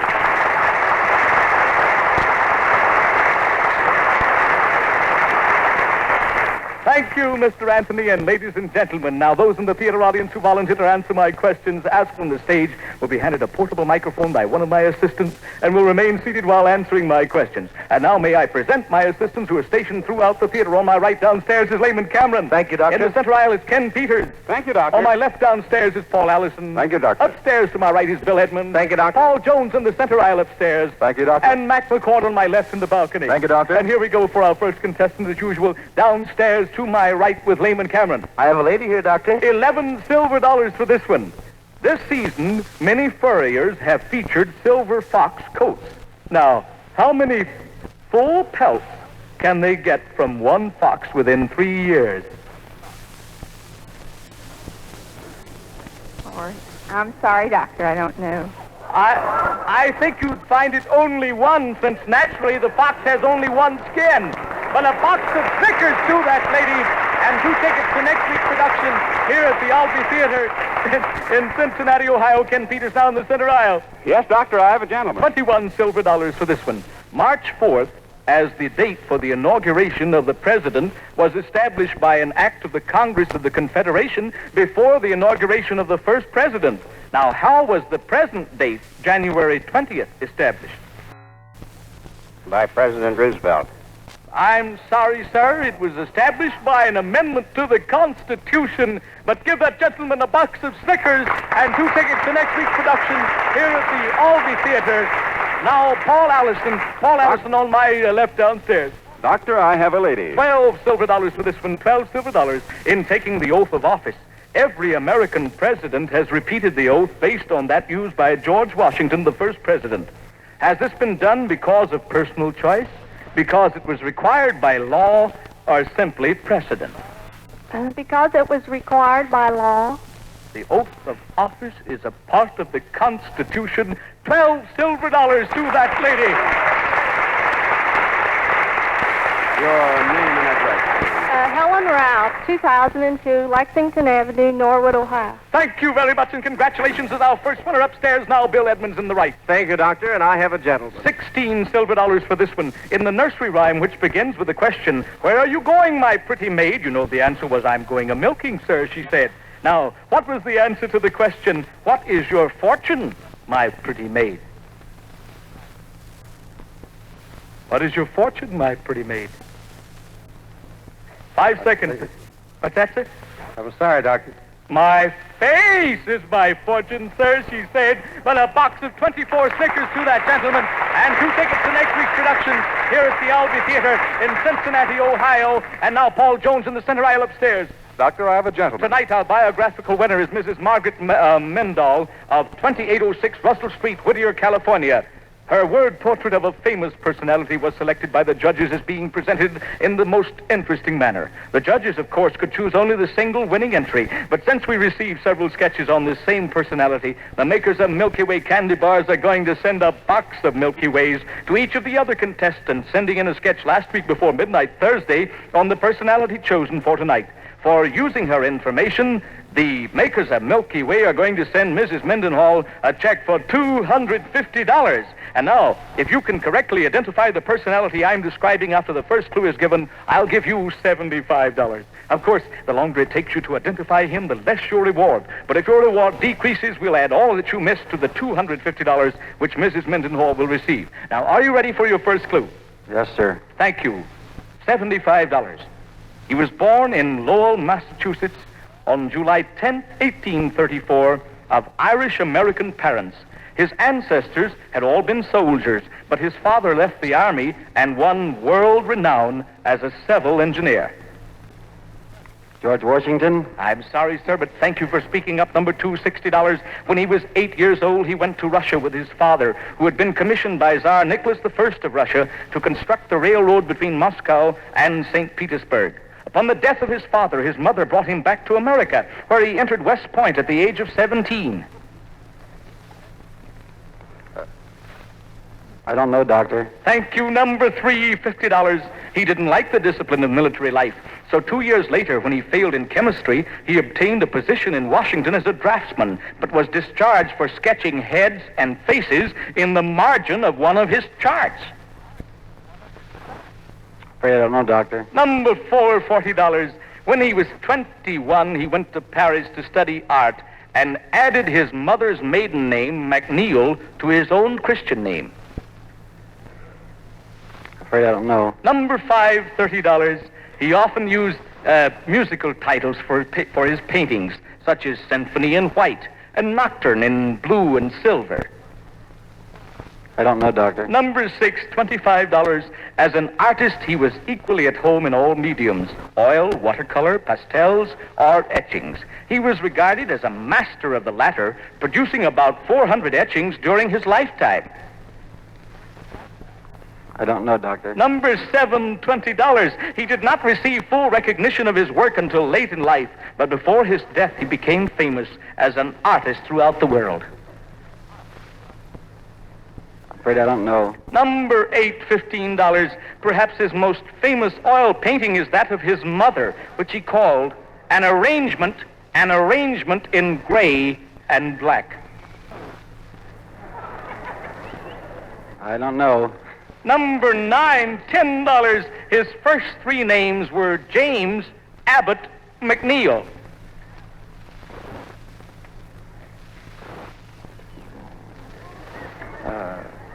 What's that, sir? I don't know it. Oh, it's James Abbott McNeil Whistler.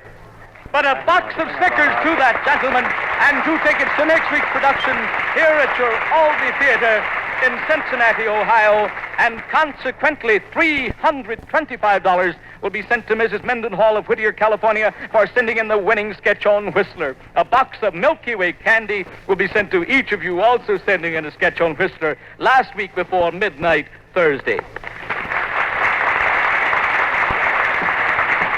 If you and our radio audience would like to enter our biographical contest, simply send in a brief sketch of a famous personality with a picture of the Mars plant or top panel cut from any 24-bar box of candy bars made by Mars Incorporated, along with 6 Milky Way wrappers.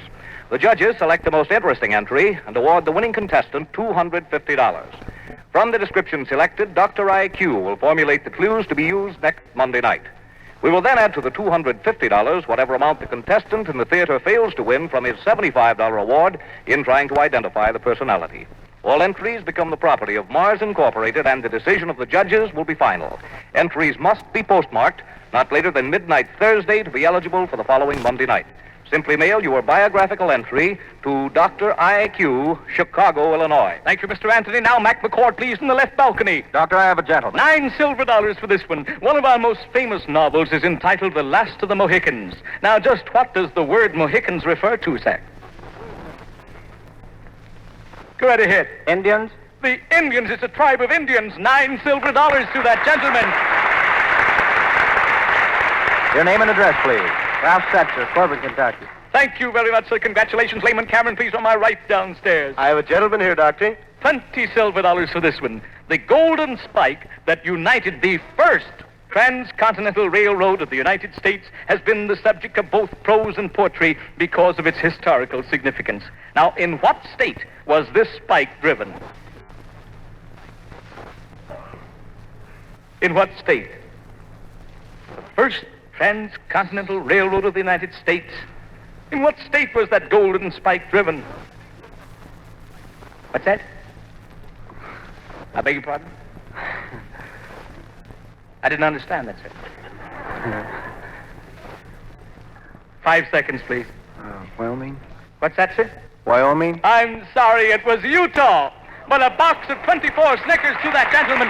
2 tickets to next week's production here at the Albee Theatre in Cincinnati. Ken Peters now in the center aisle. Doctor, I have a lady. I'll give you 13 silver dollars if you can tell me the correct name of the comic strip in which we read about the adventures of Popeye in olive oil. Popeye the Sailor. Oh, I'm sorry, it's Thimble Theater. But a box of Snickers to that lady and 2 tickets to next week's production here at your Albee Theatre in Cincinnati, Ohio. Paul Allison now, please, on my left downstairs. Doctor, I have a gentleman here. 27 silver dollars for this one. Now listen carefully, for I shall not repeat this question, sir. Now, 4 boys were told to read about the lives of famous men. Now, Charles read about Caesar, Robert about Shakespeare, William about Napoleon, and Ralph about George Washington. Now, about whom did William read? No coaching, please. About whom did William read? Shakespeare. Oh, I'm sorry, he read about Napoleon. But a box of Snickers to that gentleman and 2 tickets to next week's production here at the Albee Theatre in Cincinnati, Ohio. Bill Edmonds now, please, in the right balcony. Yes, Doctor, I have a lady. 9 silver dollars for this one. Now, here's one to test your logical reasoning. You can place 6 nickels closely together around a nickel. Now, how many pennies can you place closely together around another penny? 6. Also 6. The same would be true correspondingly of any size circle. 9 silver dollars to that lady. Your name and address, please. Clara Everett, North Side. Thank you very much. Congratulations, Paul Jones, now please in the center aisle upstairs. Doctor, I have a lady. 12 silver dollars for this one. The Duke and Duchess of Windsor have just visited Miami, Florida. Now, did they arrive on the ship the Queen Elizabeth, the Southern Cross, of the United States cruiser Houston? The Southern Cross. The Southern Cross, 12 silver dollars. Your name and address, please. Sarah Freelich, 554 Prospect. Thank you very much. Congratulations. All right. Once more, we come to the right and wrong portion of the program in which the members of the theater audience will answer yes or no on their tally cards to the 9 right and wrong statements sent in last week by the radio audience. Now, we take pleasure in announcing that last Monday night, 3 persons marked their tally cards correctly, and they've each been sent a check in the amount of $33.34, since last week's Mastermind Award was $100. Now, tonight, our Mastermind Award is again $100. But if there are no winners in the theater tonight, next week's award will be $200. And now I'll give you the correct answers to last week's right and wrong statements. And in just a moment, Mr. Anthony will tell you and our radio audience how you may win $50 to $150. Now, these are last week's answers. Number 1, not Woodrow Wilson, but William B. Wilson was the United States' first Secretary of Labor. Number 2, normally a Rhodes Scholarship does not have a value of about $2,000 a year, but about $900 a year. Number 3, Alexander Hamilton was not the youngest signer of the Constitution of the United States, since Jonathan Dayton had that distinction. Number 4, the silky catkins on a cut pussy willow twig will not drop off within a week if the twig is not placed in water, but will remain indefinitely. Number 5, a rolled letter carrier is required by postal regulations to leave his official route up to 1/2 mile to deliver registered or special delivery mail. Number 6, in the operation of a common camera, the smaller the shutter opening used, the greater will be the depth of focus in the resulting picture. Number 7, in lawn tennis, the rules do not prohibit a player from serving underhand. Number 8, Madame Schumann-Heike appeared on many concert stages, and she did make a motion picture, Here's to Romance. Number 9, in professional baseball, the batter cannot change his position from one side of the plate to the other side when the pitcher is in his box. Now, all right, Mr. Anthony, will you please tell our radio audience how to win $50 to $150 by furnishing the right and wrong statements to be answered next week by the theater audience? Anyone in our radio audience wishing to enter the right and wrong contest has an opportunity to win $50 to $150 by furnishing the 9 right and wrong statements, which will be answered yes or no by the theater audience next week. Now, here are the rules. Send in 3 statements with the wrapper from the Snickers bar to Dr. I.Q., Chicago, Illinois. You may send in as many sets of 3 statements as you wish, but accompany each set with a wrapper from the Snickers bar. The judges will select 3 sets of 3 statements each and award $50 for each 3 statements selected. The names of the winners will be announced next Monday night, and your checks will be mailed by that time. All entries become the property of Mars Incorporated, and the decision of the judges will be final. Entries to be used next Monday night must be postmarked not later than midnight Thursday, December 19th. And now, here is Dr. IQ. The contestants sending in the winning sets of right and wrong statements selected for tonight's program are Mr. H.B. Harper, 311 Prairie Street, Union Springs, Alabama. Mrs. Eleanor Martin, 3344 Woodshire Parkway, Lincoln, Nebraska. Mr. Richard Alexander, 7308 First Avenue South, Birmingham, Alabama. Congratulations. The makers of Snickers have mailed each of you a check in the amount of $50. And here are tonight's statements. I shall repeat each statement. Number 1, the claws of most species of bears match the normal color of their hair. The claws of most species of bears match the normal color of their hair. Number 2, the absence of a true ringing sound in United States coins is definite proof that the coin is counterfeit. The absence of a true ringing sound in United States coins is definite proof that the coin is counterfeit. Number 3, an elephant's tusks are his chief means of attack in a fight with another elephant. An elephant's tusks are his chief means of attack in a fight with another elephant. Number 4, the duties of a quartermaster in the Army are the same as those of a quartermaster in the Navy. The duties of a quartermaster in the Army are the same as those of a quartermaster in the Navy. Number 5, the favorite food of the beaver is fish. The favorite food of the beaver is fish. Number 6, 1 degree of latitude is equal to 60 nautical miles.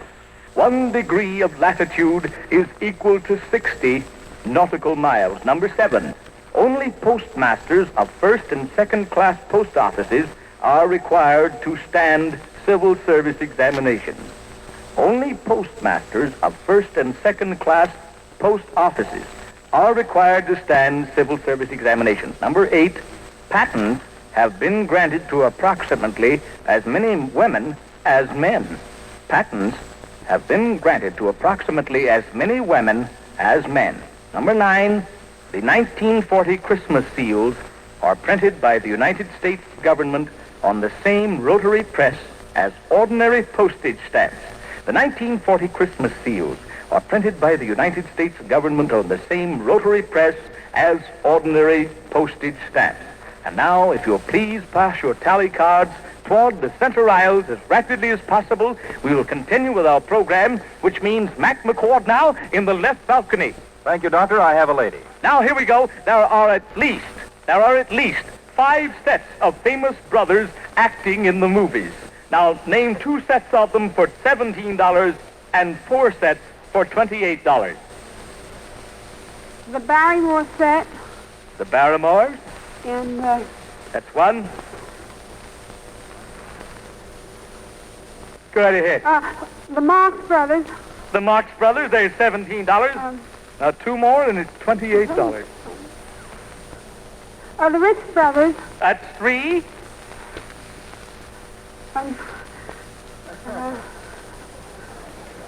What's that? I didn't get that last one. No coaching, please. Slate Brothers. Who's that? Slate. How do you spell that? S-L-A-D. Slade? What are S-L-A-D-E. What are their first names? I don't know. Have you seen them recently? No. Well, I'm sorry, madam. I think we'll have to make that 17 silver dollars, though, in a nice hand. Your name and address, please. Mrs. Naomi Sharrow, 2652 Bellevue Avenue, Cincinnati, Ohio. Thank you very much, and congratulations. All right, Layman Cabra, now please on my right downstairs. I have a lady here, Doctor. 8 silver dollars for this one. Actually, our 5 senses are sight, touch, hearing, smell, and taste. Now, what do we mean when we refer to the 6th sense? Our intuition. Intuition. 8 silver dollars to that lady. Your name and address, please. Mrs. James C. Manley, 2352 Kemper Lane. Thank you very much. Congratulations. All right, Ken Peters now out here in the center aisle. Doctor, I have a gentleman. 14 silver dollars for this one. Here is the question to test your powers of observation. The serial number on a $1 bill appears twice. Now, does it appear both times on the front of the bill, both times on the back of the bill, or one time on each side of the bill? Both times on the front. Both times on the front of the bill. 14 silver dollars to that gentleman. Your name and address, please. Virgil Meeks, 5011 Forest Avenue, Norwood, Ohio. Thank you, sir. Congratulations. All right, Paul Allison now on my left downstairs. Doctor, I have a lady. Once again, we come to that little monument to memory, the thought twister, which I'll say one time and one time only. Now, if you can repeat it exactly as I say it, I'll give you $35. Are you ready? Yes, Doctor. Now, everyone very quiet and give her a real chance. Here we go. Quote, haunted houses are scary, said Jerry to Larry. Haunted houses...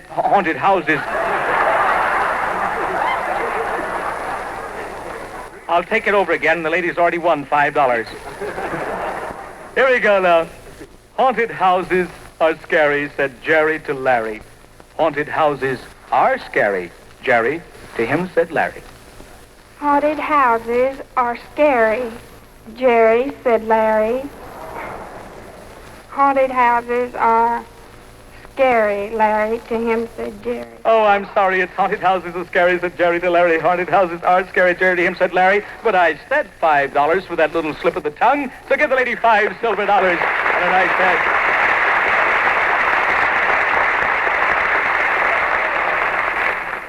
Helen Guerin, Miamisburg, Ohio. Thank you very much, and congratulations. Now, Bill Edmonds, please, upstairs to the right. I have a gentleman, Doctor. For 16 silver dollars now, name 3 states in which the Rocky Mountains are found. If you can name 5 states, I'll increase the award to 29 silver dollars. Colorado. That's 1. Montana. That's 2. Utah. That's 3. 16 silver dollars. Nevada. Nevada, did you say? That's 4. That's Idaho. 6. Did you say Idaho, sir? Yes. Give that gentleman 29 silver dollars.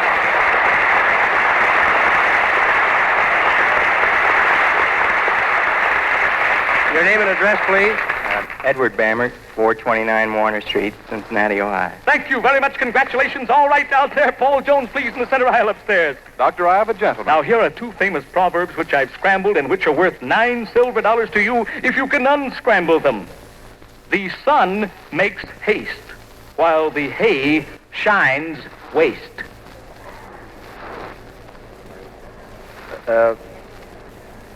Make hay while the sun shines. That's 1. I didn't hear that. Shall I repeat the line, sir? Yes, please. The sun makes haste, while the hay shines waste. Are you Haste makes waste. 9 silver dollars to that gentleman.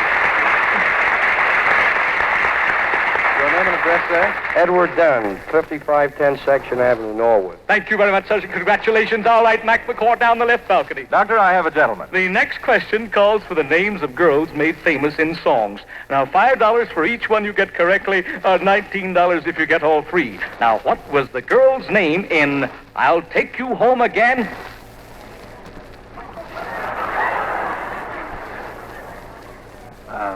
What's that? Sorry, I don't know. Oh, that... I'll Take You Home Again, Kathleen. All right, you still have a chance, you know. Can't you hear me calling? Caroline. That's $5.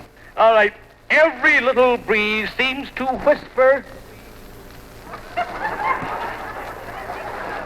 Will you please repeat that? Every little breeze seems to whisper.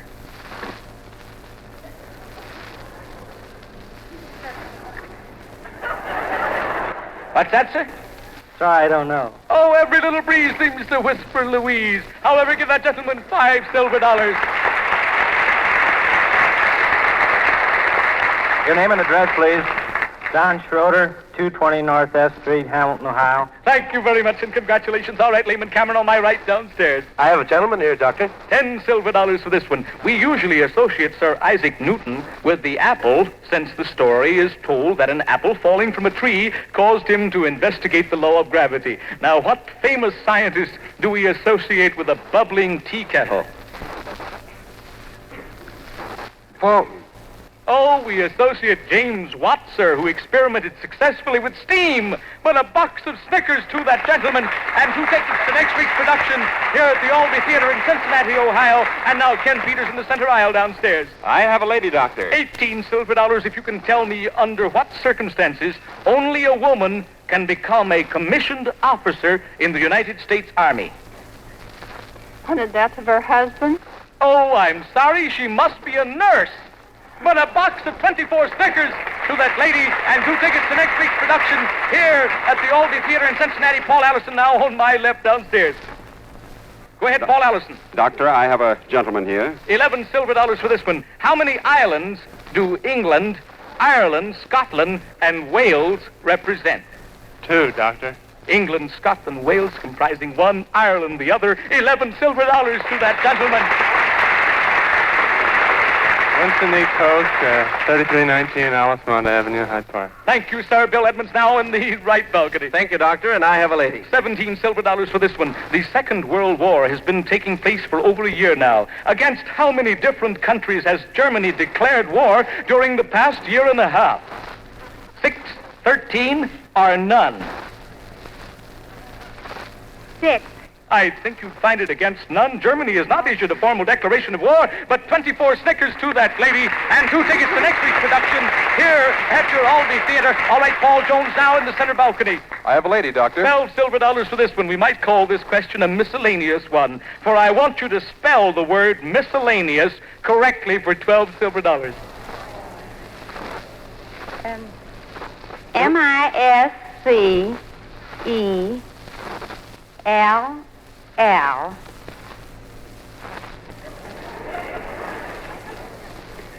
Yes? ANOUS.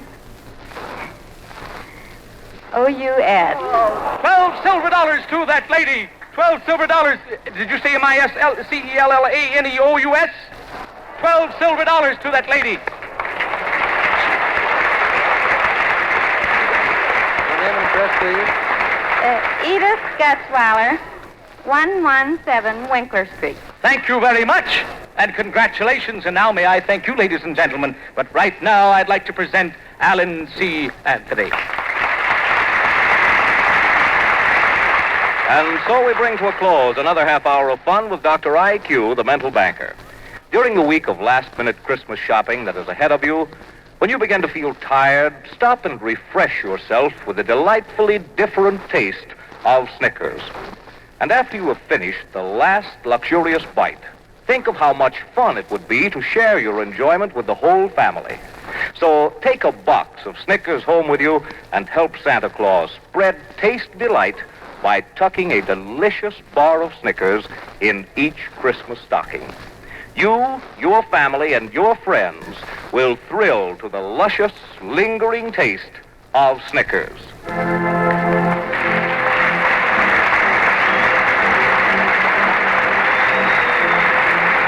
The Dr. I.Q. program, sponsored by Mars Incorporated, makers of Snickers, will be heard next Monday night from the stage of the Albee Theatre in Cincinnati, Ohio, over these same stations at this same time. Alan C. Anthony speaking. This is the National Broadcasting Company. 85 years ago, December 16, 1940, Dr. I.Q. on Classic Radio Theater with Wyatt Cox. In the early 50s, the Dr. I.Q. moved to television for a season. And then in 1958-59, another Dr. I.Q. Series ran for just that one season. And the host was not identified as anything but Dr. I.Q. But the host was somebody that you know, Tom Kennedy. He hosted a bunch of game shows, including You Don't Say, Split Second, Name That Tune, and Password Plus, following Alan Ludden stepping away from the show due to stomach cancer. Kennedy passed away 5 years ago at the age of 93, and a link to an episode, the very first episode of that show, so you can see that, is in the show notes. All right, check that out. It'll be fun. Up next, we're going to have more fun with, oh, by the way, I want to thank Jerry Hinchey for that episode of Dr. IQ. I had an episode, a copy of it, but Jerry cleaned it up much better than the episode I was able to clean up. Okay, let's go to Pine Ridge, Arkansas in just a moment and see what's going on with the wedding between Cedric and somebody on Lum and Abner.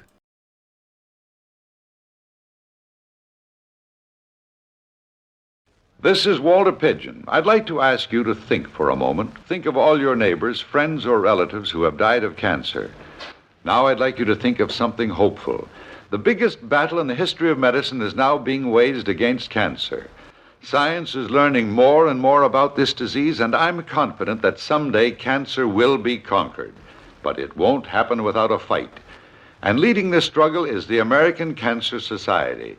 Their programs of research, education, and service have already accomplished a great deal, and they will do much more if all of us help them. You see, the American Cancer Society can exist only if the American people support it. So won't you join me and all of your friends and neighbors and give generously to the American Cancer Society?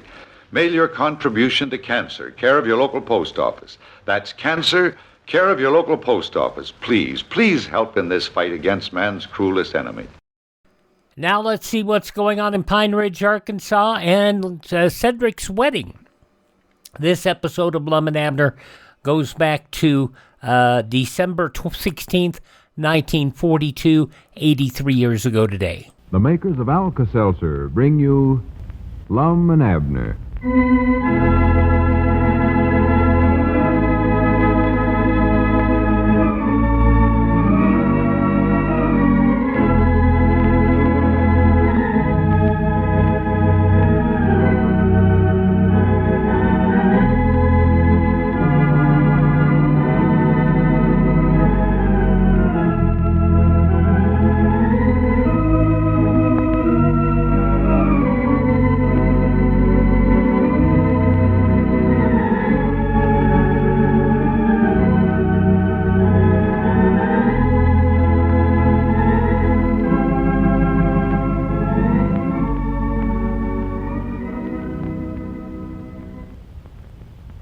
You know, I'll bet that there are thousands of you listeners who've been taking vitamins but have stopped because you got tired of paying $5 or $6 a package for them. Well, now vitamin prices are down to where folks like you and me can afford them, thanks to the Miles Laboratories, makers of One-A-Day brand vitamins, B-complex tablets, and A&D tablets. Now, for example, you can get a full month's supply of One-A-Day brand vitamin B-complex tablets for the amazingly low cost of only 90 cents. They're really economical to take because a single One-A-Day brand vitamin B complex tablet contains your full minimum daily requirements of all the B complex vitamins, whose daily requirements have been established. So start now to get your B complex vitamins this convenient, economical way. You should get B complex vitamins, you know, for strong, healthy nerves, digestion, and vital energy. Ask for One-A-Day brand vitamin B complex tablets made by Miles. Remember, One-A-Day is the registered trademark of Miles Laboratories, so be sure you get the genuine One-A-Day brand made by Miles. Look for that big one on the package. And now, let's see what's going on down in Pine Ridge. Well, the second meeting of the Pine Ridge Golden Era Discussion Club took place last night at Grandpappy Spears' home, and the club members picked up a good deal of culture during the evening. With the meeting out of the way, Lum and Abner have again turned their attention to getting Cedric out of his forthcoming marriage with Winifred Redfield. As we look in on the little community today, we find the old fellows in the Jot-'em-Down store and library. Abner is talking on the telephone, and Lum is talking to himself. Listen. A bucket of lard. Yes, Mom. And what else, Miss Abernathy? Oh, cuckoo, shall I call thee bird? Just a minute, Widder. What'd you say, Lum? Oh, nothing. I just memorizing this poem, Abner. Oh, what else, Widder? 4 cans of tomatoes. Wait a minute, all you can have is just 1 can of them. Well, we have to do that so there's enough to go around for everybody. Oh, blithe newcomer I have here. Well, I'm sorry, Miss Abernathy, that's all we can sell you. Hear thee and rejoice. Well, you never used to buy more than 1 can at a time, so you ought to be able to get along on that now. Tell her it ain't patriotics to hoard food. Mom? Oh, no, I can't deliver the order till tomorrow. We're conserving rubber. Yes, Mom. All right, Miss Abernathy. Goodbye. Conserving rubber. Huh? We ain't got no deliver truck no more. I know we ain't. Just look at my shoes, them rubber heels that might now wore clean off. Huh? Oh, yeah, they are wore pretty bad. They sure are. Just on the outside, so. Yeah. I believe if you was to switch shoes, you could wear them heels down even. Switch shoes? Yeah, put your right one on your left foot and vice versa. Oh. Folks can do that with their automobile tires. You ought to be able to do it with your shoes. Yeah, I reckon so. Of course, I just got these shoes to where they're beginning to fit my feet now. If I changed them around... You'll have to figure that out for yourself. I'm busy. Oh, cuckoo, shall I call thee bird? Huh? This is that poem we discussed at the club meeting last night. I'm just trying to learn it by heart. Oh, I thought I'd heard that summers before. There's an awful lot of meaning in this poem, Abner. Oh, yeah, there sure is. Even Ulysses S. Quincy said it was okay. Yeah, and he's right, too. Carries an awful deep message. It sure does. Yeah. That old blithe newcomer I have here. Now, there's a sweet passage. Oh, it is. Beautiful. It is. Touching. Yes, it is. Lom. Exactly what is the message that poem carries, though? What's the message? Yeah. Oh, it's, well, you take the cuckoo bird there and, wonder if the mail hack's got in this morning yet. It has. What's the message of the poem, Lum? I better run over to Dick Huddleston's and see if we got any mail. I done been over there. Now, come on, Lum, tell me. Now, what is it? Abner, I'm busy with some other stuff here. Well, I ought to know what that poem means, Lum. I'm trying to learn it by heart. Quit interrupting me. Well, I don't care. As long as I discussed it so good last night, I ought to know what it means. Now, come on, tell me. It's easy. It's, well, it's got sort of a double meaning, I think. Double? Now, you take... Wait a minute, there comes Cedric across the street. Huh? Oh, Cedric, yeah. And he's getting to look worse every day. Look at him. Yeah? Face drawn, haggard and unrestless. Well, ain't no wonder, Lum. That boy ain't getting no sleep. Working nights and worrying himself to death in the daytime. Yeah. Doggy, you know, it just don't hardly seem possible that him and Winifred Redfield's getting married tomorrow, does it? Well, I don't think they are. Just twixt me and you. Well, now, her pa, Charlie, set the date for tomorrow, and Cedric agreed to it. Yeah, but he never knowed what he was doing. No. Besides, I think that idea of mine about having Cedric make out like he's touched in the head's going to work.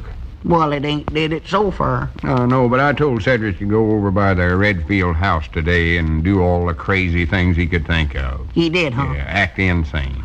Stand on his head and I don't know what. Well. Old Charlie and Winifred both bound to see him, and they'll call off that marriage so fast it'll make your head swim. Right out. Here he comes. Careful. Well, howdy, Cedric. Come on in. Yeah, howdy, Cedric. Howdy. You been over to the Redfields' place yet? Yes, Mom. Just come from there. Well, did you do all them crazy things like Lum told you to? Yes, Mom, I think I did.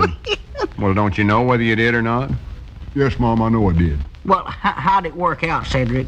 I don't know. I'm sort of mixed up on it. Mixed up? Well, tell us exactly what happened, Cedric. Yeah, tell us everything. Come on now, sit down. Well, I went over by the house and put my coat on wrong side out, like you told me. Yeah. And then I stood on my head and barked like a dog. Oh! Yeah, that was a good one, that sounds all right. And then I climbed up on one of them trees and hung by my toes and made faces. You did? You did this That's up fine. right, You thought that up yourself, too. Yeah. Yes, Mom, I did. I'd love to saw you. And then I taken an apple out of my pocket and ate it. What'd you do that for? 'Cause I was hungry. Oh. That's a good reason. Yeah. And then that gave me an idea. I had a sack of peanuts with me, too, so I ate them. With the shells on. With the shells on them? Yes, You ate Mom. them? Well, that ought to prove right there your catch, Cedric. Even squirrels have got enough sense to take the shells off. Yes, Mom. Then I seen they had some flowers growing in some flower pots sitting in that enclosed back porch of theirs. So I pulled up the flowers and ate them, too. Roots and all. For the land's sakes. And then I ate another bunch of peanuts with the shells on. And then Winifred's papa come out. Old Charlie, you mean? Yes, Mom. He said if I was that hungry, I better come inside and have Winifred fix me something to eat. Oh, my goodness. What, you never went in, though, did you, Cedric? Yes, Mom. Had some nice sandwiches and chocolate cake and stuff. Uh-oh. Granny, Cedric, you oughtn't have did that. That's not very crazy eating that stuff. Why, no. What'd Charlie say about all them crazy things you'd been doing, Cedric? Well, he was nice about it. He said he knowed just how I felt. Huh? He said he acted exactly the same way when he was a young feller in love with a girl. Only worse, he said. Oh, my goodness. Granny, this ain't working out the way it's supposed to at all. It sure ain't. Mr. Charlie said my acting that way was a good sign. A good sign? Yes, Mom. He said it showed how much in love I was with Winifred. Uh-oh. But I ain't in love with her, I don't think. Oh, my goodness. Doggy's lum to think Cedric went through all the agonies of eating peanuts with the shells on them and then have it turn out this way. Well, what did Winifred say to you when you was over there? Never said nothing. She just sat back there in the corner with them big teeth sticking out. Every time I looked at her, she'd sort of giggle. Yeah, I've heard her giggle. Does it all the time, looks like. Well, sir, for a homely girl, she sure is ugly. Well, I wouldn't say that, Cedric. Not quite, anyway. What else happened while you was over there? Oh, nothing, I don't think. I gave her my autograph and left. Your autograph? Yes, Mom. Mr. Charlie asked me if I'd write my name down on a piece of paper he had there, and he said it'd make Winifred the happiest girl in the world, so I done it. Oh, my goodness. You know what you signed, Cedric? That was a marriage license. Mom? My doggy, Cedric, now you did it.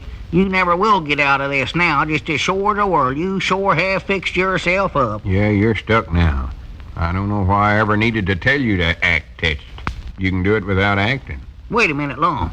Don't Cedric have to get his papa's consent first, though? Oh, Papa's for it. Huh? Mr. Charlie come over to see Papa last night, and they talked it over, and Papa's for it. Oh. He said it was time I was settling down. Oh, my goodness. Well, you're just as good as married right now, Cedric. You just might as well make up your mind to that right now.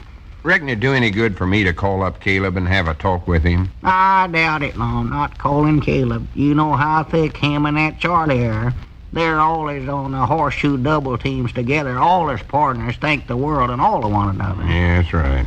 Wait a minute, though. How about that other woman that Cedric's engaged to, that W person there? Granny, that's right, ain't it? In that last note, she said she'd throw herself in the mill pond if Cedric married anybody else. Did you get any more notes from her today, Cedric? No, Mom, I never. You don't reckon she's done jumped in the mill pond, do you? Oh, no.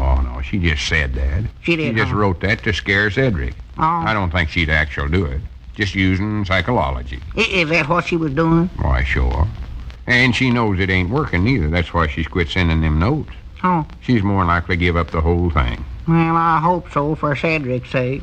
I wished it was her I was marrying tomorrow instead of Winifred. Why, you don't even know who this W person is, Cedric. No, Mom, but no matter who she is, she's better than Winifred. I know that for sure. Well, you might be right, Cedric. But I tell you might just as well forget her now. 'Cause tomorrow you're going to be Mr. Winifred Redfield. Winifred will be Mr. Cedric Weehunt. Well, some way like that. Are you going to do the marrying, Lum? I reckon I'll have to now. My heart ain't going to be in my work, though. I can tell you that right now. No? Who do you want to stand up with you at the wedding, Cedric? I don't know. I ain't never got married before, but I reckon Winifred will have to stand up there, won't she? Well, I mean some feller, though. I tell you, I'll be your best man, Cedric. Doggy's Lum, I hate to think about this. I believe this is the saddest one wedding I've ever been best man at. Doggy, I wouldn't be surprised if I never cried like some woman. Yes, sir, me too. Cedric, I hope this has learned you a lesson. Mom? I hope you've learned something from this experience. I do too, Oh, yes, Cedric. Mom, I sure have. Learned something, all right. Learned it good, too. Well, I'm proud to hear you say that. Well, leastways, he's got that much out of it, Lum. Maybe you'll use it in the future now, Cedric. Yes, Mom, I sure will. Fact is, I'm going down and get another sack of them right now. Another sack of them? Yes, Mom. What are you talking about anyway? Well, that's what I learned today. I learned how much better peanuts taste when you eat them with the shells on. Boy. Well, Cedric doesn't seem to be showing very good judgment, does he? But, folks, we believe you will be showing good judgment if you remember to take Alka-Seltzer the next time you want real relief for the dull, ache-all-over misery of a cold. Of course, you'll want to take other common-sense precautions as well, such as getting more rest than usual, eating sensibly, dressing wisely, and so forth. But don't forget the Alka-Seltzer, because the prompt, pleasant relief it offers in cold distress should make it a friend of yours for life. Oh, and say, before we forget it, don't you forget that Alka-Seltzer makes a mighty soothing gargle for that accompanying sore throat, too. Alka-Seltzer. Get it at any drugstore in either the 30 or the 60-cent size package.